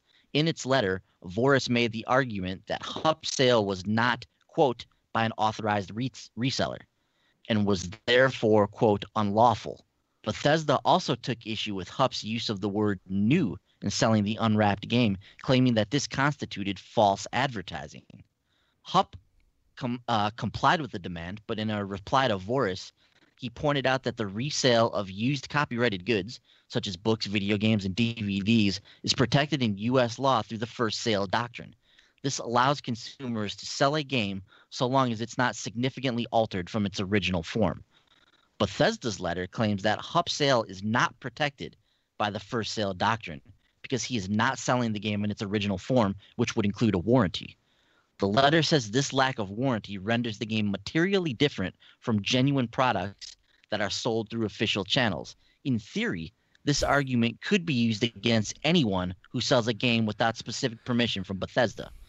Quote, unless you remove all Bethesda products from your storefront, stop selling any and all Bethesda products immediately, and identify all sources of Bethesda products you're selling, we intend to file a lawsuit against you, end quote, the letter reads. It goes on to state that a lawsuit would seek disgorgement of profits, compensatory damages, attorney's fees, and investigative and other costs. Hupp's specific listing appears to have been targeted because it was listed as new and unopened. Amazon still lists dozens of used and new copies of The Evil Within 2 for marketplace sellers. When contacted by Polygon, Bethesda offered the following statement. So this is Bethesda's statement here. Quote, Bethesda does not and will not block the sale of pre-owned games. The issue in this case is that the seller offered a pre-owned game as new on the Amazon marketplace. We do not allow non-authorized resellers to represent what they sell as new because we can't verify that the game hasn't been opened and repackaged. This is how we help protect buyers from fraud and ensure our customers always receive authentic new product with all enclosed materials and warranty intact. In this case, if the game had been listed as pre-owned, this would not have been an issue. That's the end of their statement. We also asked for clarification, this is Polygon once again, on how the company's warranties work on used and secondhand goods through official channels. GameStop, for example, offers a blanket 30-day warranty on used games that do not work so long as the game has not been broken by the buyers. GameStop stores also decline sealed games during trade-ins, requesting that the customer open trading games if they're unwrapped. Mhm. Bethesda did not reply. This was prior to their reply. So this is kind of where we're at with this. We also have have some further stuff from Vorus here. So on its website, Vorus offered advice for companies seeking to eliminate the sale of products via places like eBay in an article titled "3-Step Approach to Stopping Unauthorized Online Sales on eBay." Here's an excerpt from this. Under what is known as the first sale doctrine, once a trademark owner, quote, the company, sells a product, the buyer ordinarily can resell the product without infringing the owner's mark. However, the first sale doctrine does not apply when a reseller sells a trademarked good that is materially different from the company's genuine goods. Case law established a few important principles relating to material differences. This includes that 1, the threshold of materiality. Man, that's a tough word. Materiality. I'm gonna try to say this word now. The threshold of materiality is considered low. 2, only a single material difference is necessary to give rise to a trademark infringement claim. And 3, material differences do not have to be physical differences. This appears to be the basis of Bethesda's legal claim against Hupp. Bethesda is a notoriously litigious company. It is not clear how many similar letters have been sent out to people selling its games online, but Vorus's voicemail message for Bethesda's used game cases tell callers to leave details based on the received, such as storefront name. It also thanks recipients of the letter if they have already ceased sales of Bethesda software. I understand the legal arguments Bethesda are relying on and accept that they have some legitimate interest in determining how their products are sold at retail, said Hupp in an email to Polygon. But threatening individual customers with lawsuits for selling games they own is a massive overreach, end quote. So there's a lot to digest in here, guys. But Frankie, let me come to you, man. Get your thoughts on this. So this seems to be the crux of the issue here. So Bethesda is saying they went after this Hupp guy because he was selling a game that was, quote, new, still wrapped in the packaging. And they claim that this violates the first sale doctrine because the game no longer offers a warranty. So it seems to hinge on this this phrase. Let me get this phrase once again. It's the phrase, so long as it's not significantly altered from its original form. So that seems to be the crux of the issue here, or the item is, quote, materially different from genuine products. So Bethesda's saying because the game doesn't offer a warranty, that this is not something that they can sell as new because it's not the same as if you bought it at a store. This guy's saying, hey, I own this game, I'm selling it. Bethesda's got a gross overreach of this policy here. What do you think about all this, man? So first of all, The Evil Within 2 probably goes for about $20-$25 new at a store, which I'm assuming this guy is probably trying to sell this game for close to that, right? Mm-hmm. So you're threatening to sue a guy over a $25 game, which is awesome. Just think about that for a second. But the thing that kind of concerns me about this is, like, I don't know about you guys, but like, there's no warranty on a new game. Once you open that game, like, you can't return it to the store in most cases. And if, it's a Bethesda game and say you get home and you're playing Fallout 4 and the game crashes and you're just sick and tired of it after playing it for 5 hours, like, you can't return it to the store. So how is it, like, I don't understand the whole warranty thing. Like, that doesn't make any sense to me. But I don't understand why, first of all, like, obviously this thing's been sitting on Amazon for a while, I'm guessing. If they're, kind of going through and sending these messages to these people, it just, I don't really understand, like, what exactly are they going to gain from this? Like, if he takes that copy of the game to GameStop and trades it in for $5, like, GameStop's going to turn around and sell the game anyways. So either way, Bethesda's not making any profit of that game at all. So why go after somebody like that? Why go after someone who bought your game just because, oh, you're not an authorized reseller, blah, blah, blah? Like, it doesn't matter. You guys got your money for the game already. Like, so I don't know. It makes me, second guess whether or not I should list my Power Armor edition when I get that. But that's a whole other beast, I guess. But I don't know, dude. That's really sketchy. I don't. I know there was like the whole thing before with used games, and we had the online codes and all that junk. But I don't understand their motive behind this. Like I just don't see the gain in, like I said, going after this guy for a $25 game. That's insane. Yeah, Brent. This is the thing here. So like Frankie mentioned, the warranty thing is kind of a weird thing, because if you purchase a game and then let's just say I go to the store and I bought The Evil Within 2 new off the shelf at Best Buy and I come home and it doesn't work. I'm probably going to go back to Best Buy and be like, hey, this game's not working. Can I exchange this out for another one? Like, how often do you get a copy of a game and then you're calling Bethesda to get the game replaced via warranty or something like that? Or imagine if you bought a game from this guy on the Amazon Marketplace. Like, are you really going to open that game and play it and then be like, man, this game doesn't work. I need to exercise my warranty with Bethesda, and I'm going to call them up. Like, no, you're going to be dealing with Amazon Marketplace, and if you were to call it Bethesda, they're going to be like, where's your receipt? Where did you buy this from, or whatnot? So it's like the warranty thing is really weird, and to me, that's just something they're trying to grab onto. It's like a loophole they're trying to find in this so that they can move forward with this case.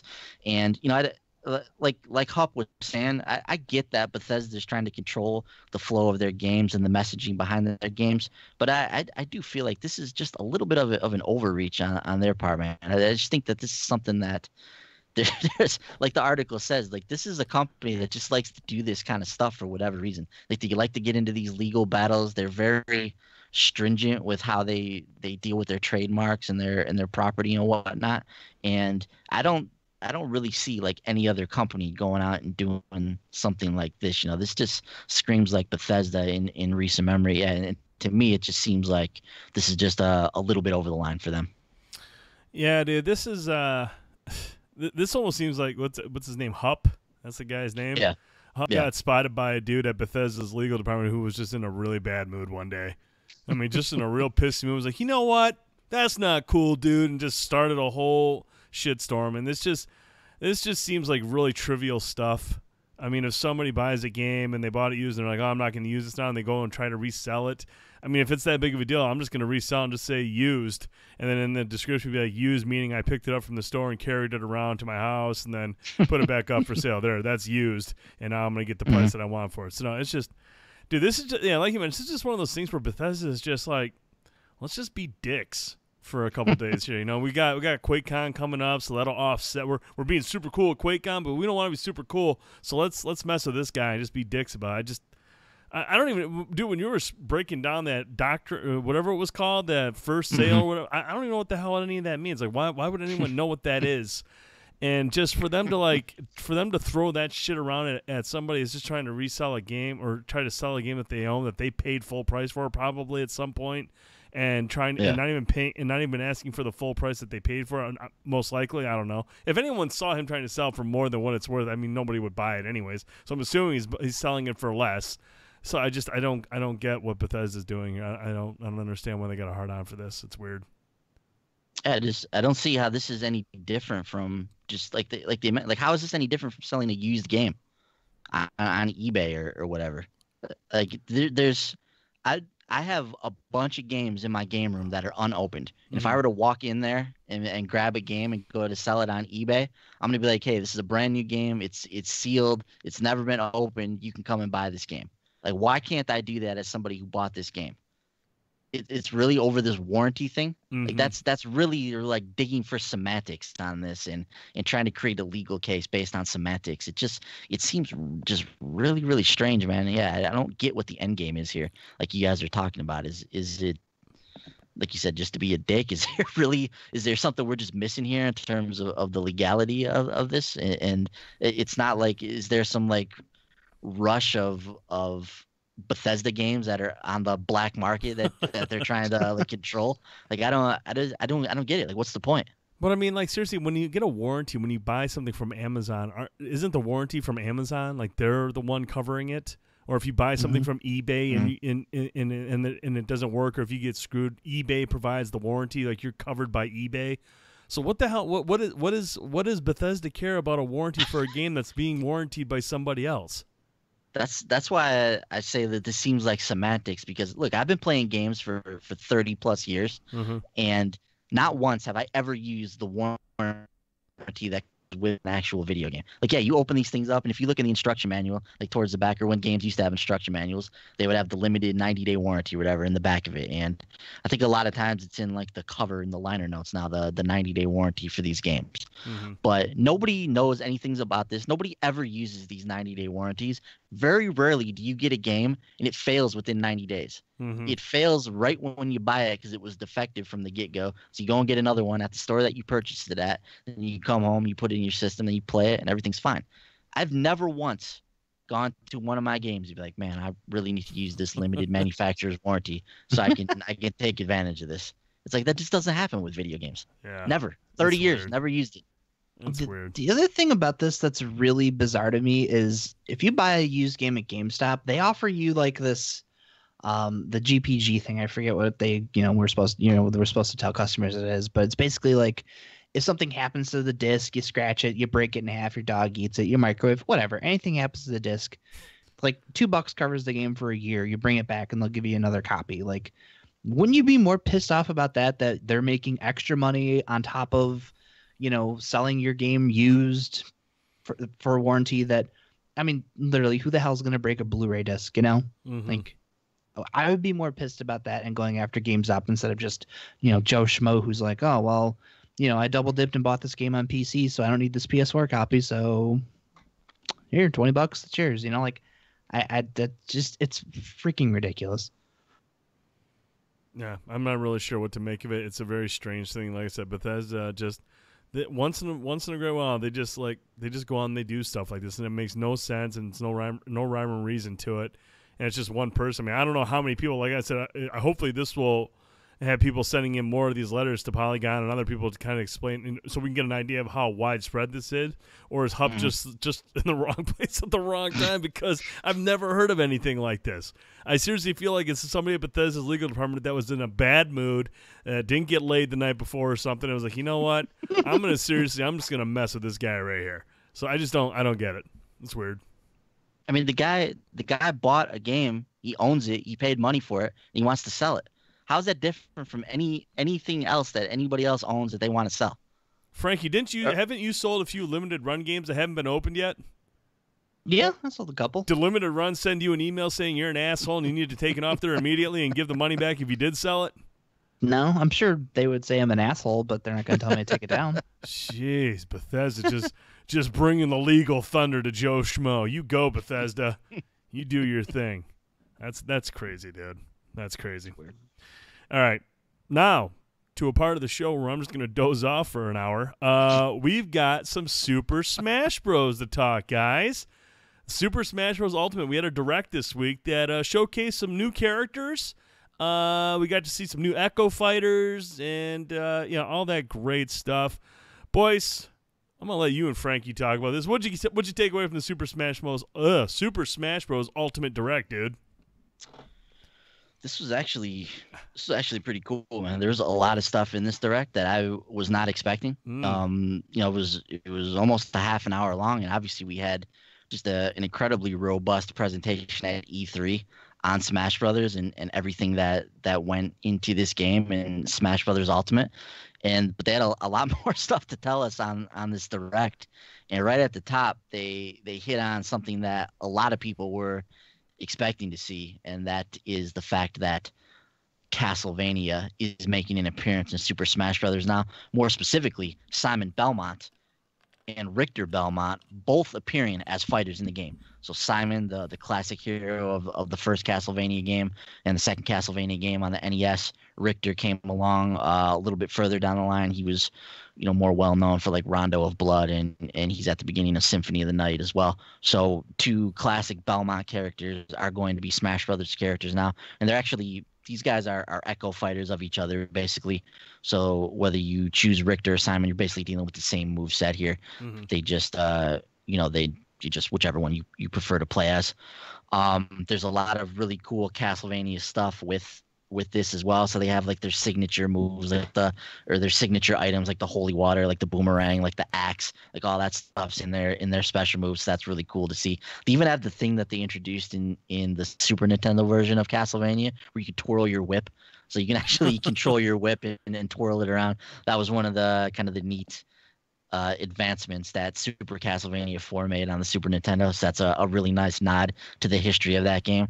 And then the Castlevania stage looks absolutely awesome. It takes place in Dracula's castle. Mm-hmm. It features appearances by a number of monsters from throughout the series: Werewolf, Frankenstein, Death. All of them are in the game. And then Dracula himself is actually in the game as well.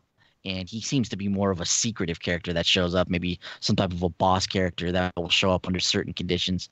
So a very, very interesting debut for Castlevania. But I thought this was an awesome way to start out the Direct, putting out a couple of characters that people have been clamoring for. Frankie, what'd you think of the Castlevania crossover here that's coming to Smash Brothers? I feel like this has been a long time coming. I remember when Brawl was coming out. There was actually a Castlevania fighting game on the Wii called Judgment. So I remember messing around with that and being like, man, dude, I really think Simon would be really great to have in Smash Brothers. But obviously that didn't happen anytime soon. So really cool to see that he's finally appearing in the game. And I know they're also breaking down like, not only like the level, but there's going to be a bunch of tracks from Castlevania in there in the music. So really cool though. I'm really excited about that. He's going to be a really fun addition to the roster. Yeah, it looks like a neat character. Obviously he uses his signature whip, and one of the interesting things about that is the range on that is far greater than anybody else in the game in terms of like a melee weapon. So if you're playing as Richter or Simon, you can reach people from across the map with your whip as a melee item, which is going to make for some really interesting tactics and strategies with Simon. So I'm very curious how the community is going to utilize him when they get in there and get down to brass tacks with him. The other big character reveal from this stream, Frankie, was King K. Rool himself from Donkey Kong Country. Another guy that's been rumored, people have been clamoring for him for a very long time. This was the finale to the Direct. They brought out the kind of the one more thing that they like to do with these Directs. So K. Rool came out. He is confirmed as a playable character in Donkey Kong Country. Franklin, your thoughts on the big baddie from the Donkey Kong Country series making his way over to Smash Brothers now? Dude, the announcement for him, the video, was freaking awesome because they were kind of going through all these different characters, kind of teasing like, Waluigi and all these other guys. Mm-hmm. And then, you kind of see the Kongs caged up and they're freaking out. And then you see K. Rool and you're like, oh, about time. It's about time. So I'm glad to see that they're bringing in some pretty, heavy hitting bosses into this one that, I know people have always wanted to see in here. I know Bender is also pretty excited about it. So that's good. And hey, anytime you give Donkey Kong some love, it's good. Yeah, K. Rool, a classic Donkey Kong Country character. We have a couple more Echo Fighters that were revealed as well. So in addition to Richter and Simon, we have Dark Samus, who is an echo of Samus from Metroid Prime 2. And then we have Chrom from the Fire Emblem series, bringing the total of Fire Emblem characters up to like 75 in this game. So if you were somehow clamoring for another Fire Emblem character in this game, you have Chrom, who is an echo of Roy. And some other things we want to touch on that were revealed in the Direct now. So the game will include 103 stages. This is incredible. Wow. Each of these levels will come in their normal form, but you can also play them in their Final Destination form, which is basically just one flat platform, which a lot of the competitive players like to play on, or in their Battlefield form, long platform with 3 smaller ones above it. And you can do that with basically all of them. So that gives you access to 103 levels with 3 variations for each of them. That's over 300 level options you have in this game, which is a staggering amount of levels for you to play on. And for the first time, stages can now transition into other levels in the middle of a match, as they showed here. So I'm reading from this breakdown on VentureBeat, which I think sums up this kind of stuff nicely. And you can also you can deal with a lot of the options and stuff prior to the game. But it was interesting in that you could just pick 2 stages and just halfway through the match, they'll transition into one of these other stages. So I think that'll make for some neat multiplayer experiences. So we saw New Donk City Hall as one of the new levels, obviously from Super Mario Odyssey. And we saw a lot of returning old levels like Fountain of Dreams from Kirby and Gamer from WarioWare. So all those are returning. There's a lot of returning stages from throughout the franchise. I don't think they've specified that every single stage that was ever created is going to be in this game, but it seems like a lot of them are going to be here for Smash Brothers Ultimate. And one of the really cool things you alluded to, Frankie, with Castlevania is this music player that they have in this game.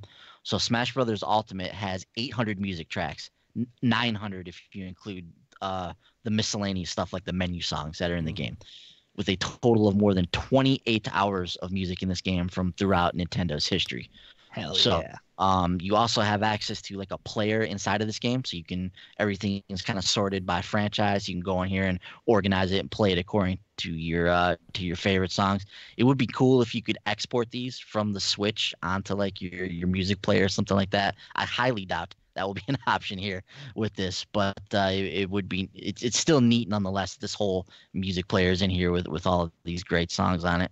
So what do you think, Frankie? What do you think about having this whole sound test mode in the game with all of these soundtracks? And I mean, you could use your Switch as a music player. They showed it. I mean, I don't know how many people are going to carry that thing around as a music player, but the option is there if you so choose. What do you think about this feature?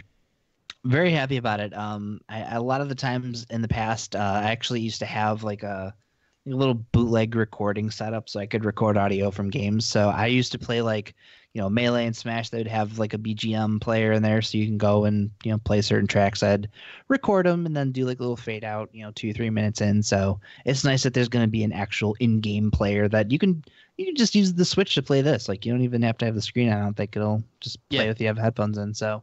Yep. I don't know, maybe walking around the house or something, or if it'd be really great is if you could, kind of have like your own custom soundtrack, like while I'm playing Dead Cells, if I can disable Dead Cells audio and just listen to Smash Brothers music, that'd be pretty cool. Probably won't happen. It's Nintendo, but no, that's an excellent feature. That because like the music in these games is always like the big thing that people are also talking about. Like, yeah, it's great. Like the roster is always great. The game itself is always great, but it's always just the amount of music that's featured in there, and because a lot of them get kind of like remixed for Smash Brothers itself. So it's just the work that goes into those. It's nice to be able to take some time to appreciate it. Yeah, there's some very, very cool remixes in this game. Brent, did you happen to see this feature, man? This music player? Any thoughts on this being added to the game? None. Cool, thanks, man. Moving on. So, we talked a little bit about it there, but you can actually choose your rules before the match right now, so you can get in there and set like how you want the matches to go, which is a nice kind of quality of life change. Doing some interesting things with Final Smashes. So in past games, Final Smashes have only been accessible via the Smash Ball that floats around the stage at random points during the match. Now there's actually going to be a classic like charging meter underneath your character's health, or underneath your character's picture in the game there, and it will charge up just like a classic super move does in many, many other fighting games. You'll be able to charge that up, unleash your final smash. You'll be able yeah, a feature we saw on PlayStation All-Stars. That's very much correct. But a lot of people excited about this game. This opens up a couple possibilities. One, that this could be featured in tournament level play. So now, the items are always off in tournament play, but if you now have the ability to earn your final smash via a meter, this is something that could be added into tournament matches, which is exciting. And then also it just it gives you this lower powered version of your final smash with this meter that's building up. Mm-hmm. So I'm curious if you'll still be able to have smash balls in this that do their full powered attack, or if we'll just simply be using these metered attacks, if it's going to be one or the other. But it'll be interesting to kind of see how that works.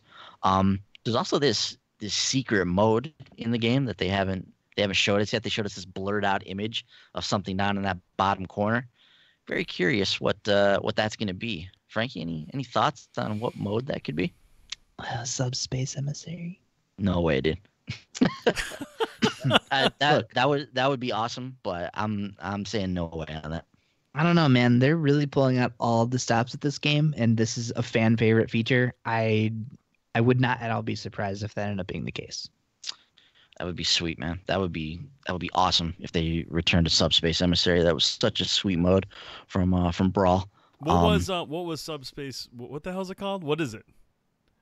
Subspace Emissary was like the single player adventure mode in Super Melee. Smash Brothers Melee. Sorry, in Super Smash Brothers Melee that allowed you to play through like this elaborate like single player story with cutscenes and like something that brought all the different characters together. And it was a mode that allowed you to unlock characters and unlock different things in the game. And it was just a really cool. It offered like platforming stages as well. It was just a really cool mode to have in that game, and it was really exciting. I know you're not going to be unlocking characters in this game, so. But it would just be cool just to have that mode back in the game because it was awesome back in the heyday. So Yeah, Subspace Emissary would be awesome, and I mean I guess that would be a mode worth blurring out, but we'll have to see when they eventually unveil what that's going to be. If it's Subspace Emissary, a lot of people are going to be very, very excited. We also saw some new things with Squad Strike, so you can choose 3v3 or 5v5. And kind of set up your tournaments. There's also a tournament mode that's going to be included for up to 32 players. And then classic mode is returning. So, which is basically like the arcade mode in the game. You go through, you fight some of the different fighters via like a ladder, like you would in many, many fighting games. And then there's a ton of just returning and brand new assist characters and Trophies. items and trophies that you can use in this game. Lots of brand new Pokemon that are gonna be a part of this as well. So just a lot of crazy stuff in this game. So Frankie, just overall, like what of this other stuff sticks out to you? What was kind of your final thoughts on what we saw from Super Smash Bros. Ultimate? And is there anything else that stood out to you that we didn't mention here? No, that we covered everything that stood out to me. Just like I said before, like as a big fan of video game soundtracks, I'm really happy that there's going to be something to kind of highlight that. I love the additions they made to the roster. I wasn't expecting them to add many more characters, but the fact that we're getting Simon Belmont finally and seeing K. Rool come back, like that's going to be really fun. I can't wait to play as him. And all the modes too, like it's really great to see there's a nice amount of modes in there.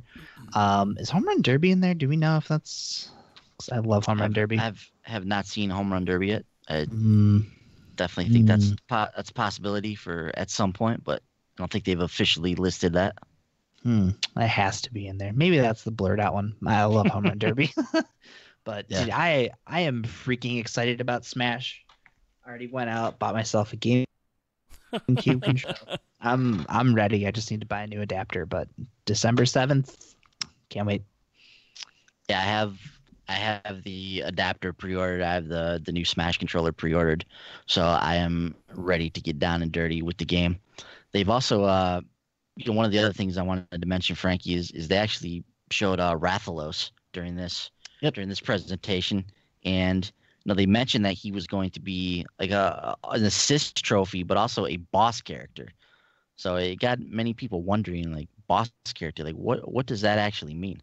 So IGN put together an interesting article talking about this supposed boss character, and I want to get your thoughts on this. So as I mentioned, after the boss showcase, actually let's start here. So if this thing would load up for me. Let's see Shovel Knight as an assist trophy too. Shovel Knight is an assist trophy in the game. So yeah, there's a ton of assist trophies. Alucard of the Moon from Majora's Mask looks absolutely massive. Stupid. The moon just comes down and like wipes out the entire level. That trophy looked awesome. I wanna unleash the moon on somebody. So all right. So from this IGN article here. So midway through the presentation, during a section about new assist trophies, Nintendo revealed that the Rathalos from the Monster Hunter series would be a new trophy. However, that's not what they showed from it for its initial reveal. The Rathalos was first shown as a special boss fight against a single player using unique moves on a brand new stage based on Monster Hunter 4's Ultimate Ancestral Step area. After that boss showcase, Rathalos was then shown as an assist trophy on a different stage. The thing is, that Monster Hunter stage doesn't appear to be on the full level select screen that was also shown during the Direct, which shows all the 103 total stages that were announced to be in the game. Additionally, if the Rathalos is just a regular boss character that shows up on a stage like Mega Man's Yellow Devil or the monsters on the newly announced Castlevania stage, then couldn't you potentially use an assist trophy and get a Rathalos to fight a Rathalos? That would be strange to say the least. More more evidence for a special boss mode came during Nintendo's reveal of Dracula. When the Direct was listing monsters that could appear on the Castlevania stage, it showed a silhouette of Dracula, but then he also got his own section after the Direct talked about Castlevania's music. That Dracula section actually shows him on stage, with an entirely different layout than the Castlevania stages reveal, though it could just be the Omega version of it. But it also shows him using a wide range of complex moves against a single player character, similar to the Rathalos scene. Finally, the Direct said, under what conditions will he appear? Time will tell, implying that Dracula may not just be a simple stage hazard. All of this makes it seem like Nintendo is teasing either the return of the boss battles mode from Brawl, or potentially even the return of some sort of campaign mode that features large boss battles within it like Subspace Emissary had. We still don't know what that blurred out option on the menu is, but it seems like a candidate that could make sense. Though it's worth mentioning that all the solo modes in Smash on Wii U were under the Games and More option and not on the main menu itself. Frankie, what do you think about that, man? More evidence for Subspace Emissary, or at the very least a boss battles mode? Boss battles mode would be really badass. they have a lot of them in there, so that would be awesome too. Definitely. Yeah, so some cool stuff with Smash. Brent, what's your thoughts on all this, dude? Little Mac is in this game. Just so you know. So Little Mac, the most garbage character in the history of Smash Brothers, is available in this game for you to get in there and use. But what do you think about all this, man? When you see everything that's going into this game, all these characters, all these stages, all of this video game history that's in this game, and all the stuff that Sakurai and company still haven't shown us when it's all said and done. What's your thoughts on Smash Brothers, man? You get a little more excited about this game? I mean, look, I've got it pre-ordered. I'm gonna play it with you guys, but like, I'm not a fan of the series. I'm not somebody that's that remembers all the other iterations, that celebrates the franchise. I'm just a dude that's picking it up because you guys are playing it. But but I do appreciate the stuff that they're putting into this game. I mean, this is a love letter to the fans. This is a love letter to the series. They're adding everything that people have wanted, and I think that's great. I mean, it's awesome. I mean, it's got all the characters you want. How many different levels are there? Like 103. 103. Okay, seriously, how many times have you played a game where there's 103 maps? I mean, that's unheard of. That's stupid. So, I mean, that's that part of it I appreciate. I think that's really cool, and I'm glad the fans are excited about it.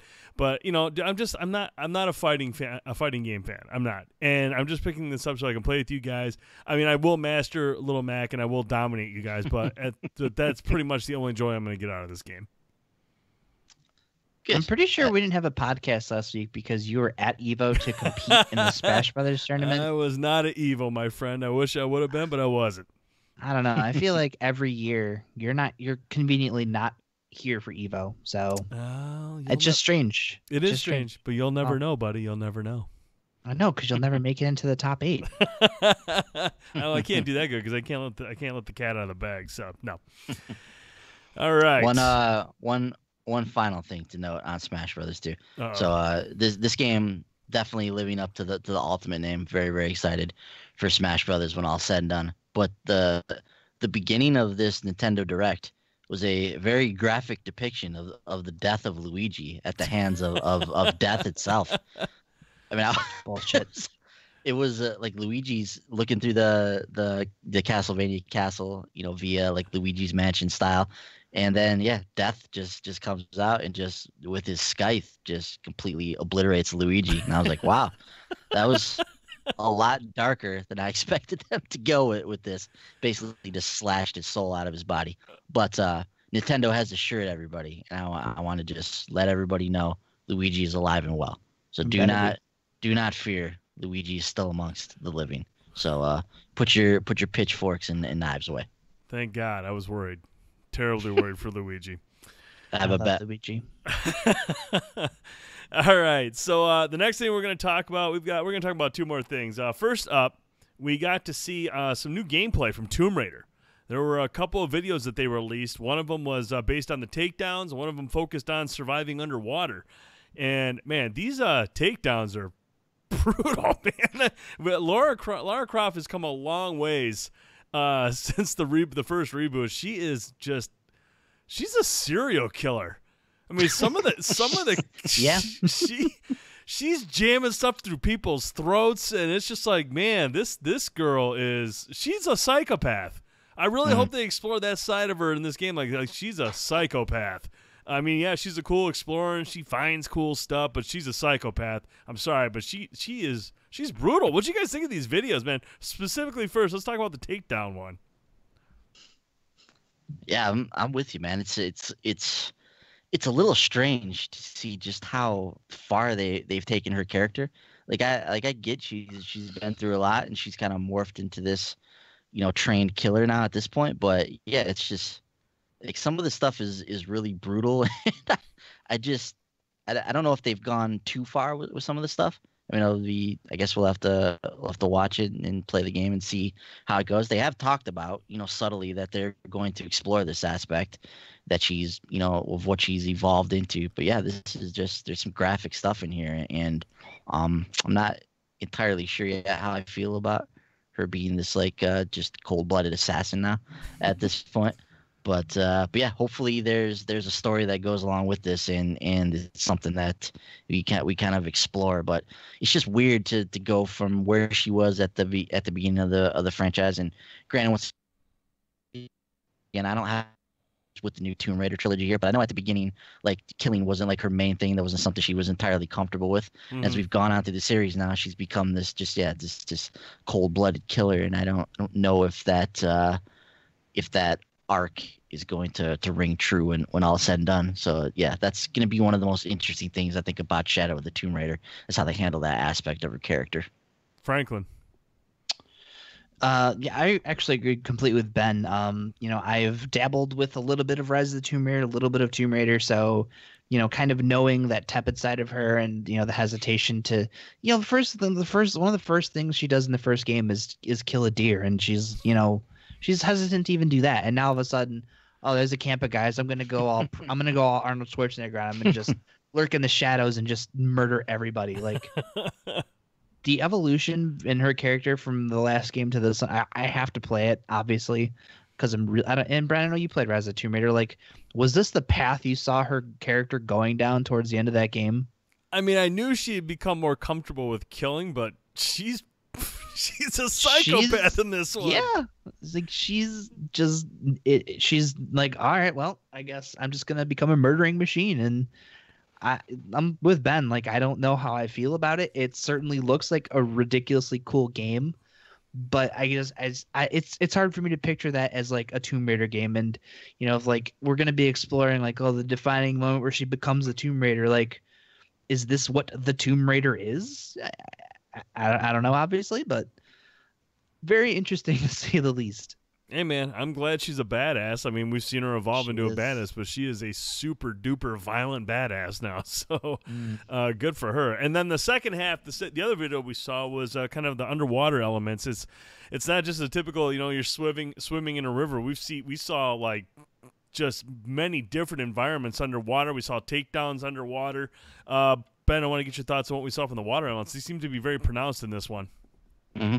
Yeah, it's a beautiful looking game. We saw her fighting some viper Yes. at some point as well underwater. So that's that's kind of freaky. But yeah, beautiful looking game. I hope that the swimming mechanics are there. I don't know how this game has handled swimming in the past, but swimming's always kind of an iffy thing in video games. Mm-hmm. Either get it right or you don't, and it's terrible. So hopefully this leans towards the getting it right. There never seems to be any middle ground with swimming. Nobody's ever like, yeah, the swimming sections were okay. It was either like, yeah, the swimming sucked or the swimming was awesome. So it's either one or the other. It's kind of an all or nothing thing with swimming. And we see, like you said, some more of the takedowns and some of the violent nature of Lara again in this swimming trailer.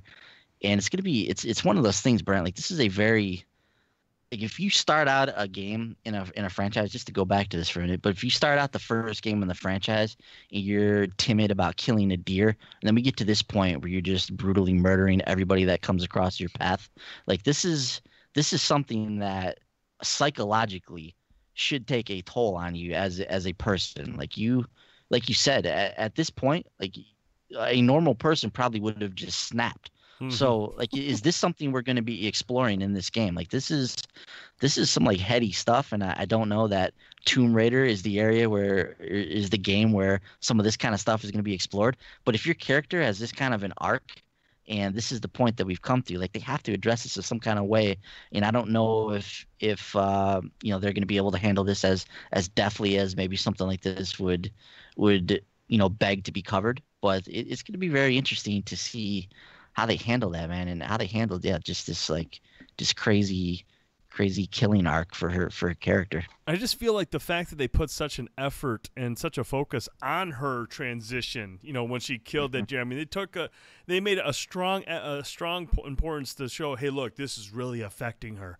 She's not used to this. This isn't who she is, you know. And I feel like if they did that there, they should put that same type of focus on, okay, now she's like jamming things through people's faces. She's cutting throats. She's breaking necks. You know, maybe we should explore a little bit of that too, how she can't sleep at night, or maybe she becomes a full-blown alcoholic. I mean, something to show that this is just, you know, she sleeps good at night. I mean, if I'm doing all this stuff, I'm going to have problems sleep. I probably don't sleep at all. I probably do a bunch of cocaine and I'm out killing people. But it's just, yeah, it's just a very strange direction that they're going with Lara Croft. But hey, man, you know, when you're out there and you got people trying to kill you, it's either, you know, kill or be killed. And I dig it, man. She's a badass. I have two things to add here. So, the underwater scene when she fought the Viper, did she use the Viper as a whip? She should. Hopefully that becomes. Hopefully she does after it dies. She can then use it as a whip. Hopefully. I just feel like that's her character now. Like, whatever, I'm just gonna use this Viper as a whip and mess people up. Yeah, and then the ability can be called a Viper Strike. Yes. See, you see, boom. Yeah, Love it. sorry. My other question is, you know, obviously, you know, this is Eidos Montreal. Like, does Crystal have any? Do we know if Crystal has any say in like the direction of the character, the story? Like, was this the direction they were gonna go anyways, or is this obviously like the Deus Ex Thief team, like kind of making a Tomb Raider in the vein of what they're used to making? Like, do we have any background on like the story of this? Boys, I don't have any info on that. I don't know a whole lot about what's going into the development of the game. I do believe Crystal has a say in the game. Like I think they're in some kind of an advisory role here with this game, maybe similar to the way it is with Rage. Maybe that kind of a relationship between Eidos and Crystal. I don't really know the specifics of the relationship, but I believe they have some type of an input on this game. What is Crystal Dynamics working on now? Avengers. Marvel game. Okay, yeah, I guarantee you, dude. If that's what they're focusing on, if that's what they're specifically an advisory role, but Eidos Montreal has control of where they're going with this story, because I gotta believe Eidos Montreal will be humming the next one, because the Avengers game is a game as a service, and that's going to be a game that they're going to be working on for a long time. So this is Eidos Montreal's baby, and this is the direction they're going with it. I'm sure Crystal Dynamics had some say, but this is no longer their baby. They're on to something else. This is Eidos Montreal's. This is their game, and they're going to make it how they want to make it. This is the other thing I think about with this too, and you know, whether this is wrong or right. When I think about Tomb Raider and this type of game and this type of like subgenre, like I associate these like adventure type of games, these adventure type of movies with things like Uncharted, with things like Indiana Jones. And those have always been about these like fun pulp adventure games. And you know, even though Indiana and Drake are out and they kill a lot of people, and they're like, you go through and you're encountering enemies and you're taking them out as you go along. Mm-hmm. It's always, there's always still this air of levity about it, even when things get dark in like the Uncharted games. Like there's still an air of levity with Drake and Sully and everybody else that's in those games. And we seem like we're losing all levity with Shadow of the Tomb Raider at this point. So when we get to the end of this game, this looks like an extremely dark game. Mm-hmm. So by the time this is all said and done and this trilogy is finished and we're at the end of this game and she's quote unquote the Tomb Raider now, and that's the end of this origin story, like at what point are we at? Like if we've gone down this dark path and we're this dark, like murderous Lara at this point, like do we get past the point of no return and we can no longer be a fun adventure game? We're just all about grim, dark source material and you know, that's kind of the path of the franchise. So hopefully that makes sense. But like I said, whether it's right or wrong, like this is a genre that I associate with fun adventure games, and I don't get that vibe from this game. And I understand Tomb Raider is its own thing. It's different from Uncharted. It's different from Indiana Jones. But for better or for worse, those are the games that I associate this one with, and that I compare it to, and it's a little bit jarring. Mm-hmm. Yeah, it'll be interesting to see how it plays out. And like I said, I want to see if they put that type of focus in the first game with her killing a deer. There should be some kind of focus on how she deals with all the killing she's doing now, because this isn't a deer. This is violent takedowns. Like you said, there's no real character in these Tomb Raider games that provide that levity you speak of. There's no comic relief. Jonah's a serious character. Lara's a serious character. Everyone that she associates with is a serious character. If it's not a friend, it's some psychopath that's trying to kill her. So there is no moments of levity. There is no. I don't think, with as dark as we've seen this trailer, even if there was a comic relief added in, would it even fit? Would it even fit the narrative? Would it seem forced? So, I mean, like you said, boys, I think we have hit that point of no return where you can't just be like, okay, let's put a funny person in here to lighten up the mood. I don't think we can do that. I think what we've seen from this trailer and what we've seen Rise of the Tomb Raider set up, I don't think we're in a spot for that anymore. Mm-hmm. Yeah, and there's some genres and some material where that kind of stuff makes a lot of sense. Something like The Last of Us. It's a dark game with a lot of depressing stuff in it. Mm-hmm. But it's just this like raiding a tomb and finding treasures and battling the bad guys. Like, this is like fun adventure movie style stuff. Mm-hmm. And we're just going down this really dark path now, and I just don't know where they go from here. Oh, well, I guess we'll have to see. We'll see how Rise or Shadow of the Tomb Raider ends, and we'll see if there's an opening for a follow-up. But that's going to do it for this week's show. We've gone long. We had a lot of stuff to talk about, but a lot of great stuff to talk about. So some sweet gameplay this week. We saw a lot of good stuff. Man, just exciting times, and we've got some awesome games coming up next week. And, gentlemen, we are seriously, 3 weeks away from the fall rush, the big rush of big titles where it's just nonstop every single week. It's going to get crazy, folks, so I hope you're ready. And we'll be here for the whole thing. We'll be talking about the games, talking about the news. We appreciate everybody that stopped by in the chat. Fear the Beard was in there. Jacob was in there. Cooper was in there. Fastpack, Peter. All you guys were in there. We really appreciate you guys stopping by and commenting and sharing your thoughts on the topics that we discussed. But next week, Boyce, you'll be gone. Frankie and I will be handling the show. We have some cool stuff planned. We're still trying to, finalize some things, but next week's show could be pretty entertaining. We're really excited about the stuff that's kind of brewing behind the scenes, so make sure you follow us on Twitter at The Short Pause. We'll make the announcements later this week if everything works out. If not, it'll still be Frankie and I. We're going to talk about video games. We'll have a lot of fun next weekend. But, gentlemen, where can we find you gaming and tweeting? Mr. Boyce. As always, Brent will be not tweeting at Piccolo930, so you can find me on a variety of gaming platforms as well, PSN, Xbox, Switch, whatever. I'm at Piccolo930 everywhere. Tuesday night, Indie Spotlight, 10 p.m. Eastern. Tuesday night, Death's Gambit at 11 p.m. We'll do the second half of the doubleheader with Guns, Gore, and Cannoli 2. I'll hop in there with Frankie. We'll do some co-op action. So that will be an exciting night of indie gaming. I do want to note this too, some programming notes for Tower Talk. So we have not had a chance to record a Tower Talk this week, and I know it's very unfortunate because there's a lot of stuff that's happening right now that we need to talk about. But the plan right now is to try to get a Tower Talk up on Monday night. So if you are waiting for the next episode of Tower Talk, tune in Monday night. We have a ton of stuff to talk about. We'll go live sometime on Monday night and get an episode up for you guys. We have a boatload of stuff to talk about with Destiny 2, so be on the lookout for that. Awesome. Franklin. You can find me on Xbox Live, PlayStation Network, Nintendo Switch, Twitter, Steam. It's good to add that. At Viper Strike, which is spelled out below. And so for me, I actually have some fun thing to announce right now. So, obviously, Spyro, the Reignited Trilogy is coming out towards the end of September. Very excited. Love Spyro. However, I've never played like the GameCube, the PlayStation 2, the OG Xbox. I've never played those Spyro games. So part of my motivation for buying a new setup and everything was to be able to stream more. So I'm actually going to be streaming as many of the Spyro games as I can get through between now and the release of the Reignited Trilogy. So I'm aiming to do something every morning around 10:30 a.m. That's Monday through Friday, all week long. Hopefully on the Short Pause YouTube channel, as long as I can get this to work. But I've been testing out everything, so I have I'm only missing one game right now. That's Dawn of the Dragon, because that game is both stupidly hard to find and unnecessarily expensive. So kind of goes hand in hand with one another. Yeah, unfortunately. So very excited about that. Can't wait to play through those. So if you're curious about like the not Insomniac Spyro games, the ones that were kind of more or less responsible for the series' demise, come check them out with me. Like I said, around 10:30 a.m. Eastern time. That'll be Monday through Friday. That's the goal. So yeah, looking forward to it. Awesome.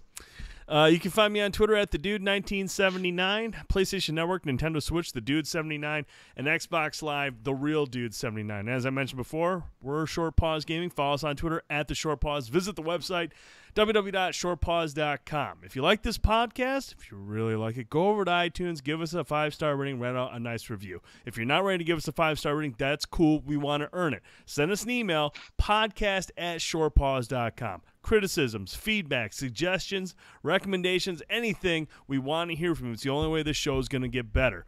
If you're watching on YouTube, give us a thumbs up, write us a nice comment why you like the show. If you don't like it, give it a thumbs down, that's cool, but make sure you comment, let us know what you didn't like about the show, any suggestions you may have. We want to hear from you. That's the only way the show's going to get better. We need to hear from you. We do this for you. We want to hear from you. Let's see, what else is there? I think we did everything. Oh, well, you can watch this podcast on YouTube, Twitch, Mixer, and Facebook, or you can listen to it on iTunes, SoundCloud, TuneIn, Google Play, and Stitcher. Whew, that's a lot of stuff to cover right there, but that's where you can hear and listen to our show. For Mr. Ayler and Mr. Boys, I'm Brent Felsing. Thanks again for watching or listening to the Short Pause Gaming Podcast. We'll be back next week. Good night, everybody. Bye-bye. See you guys.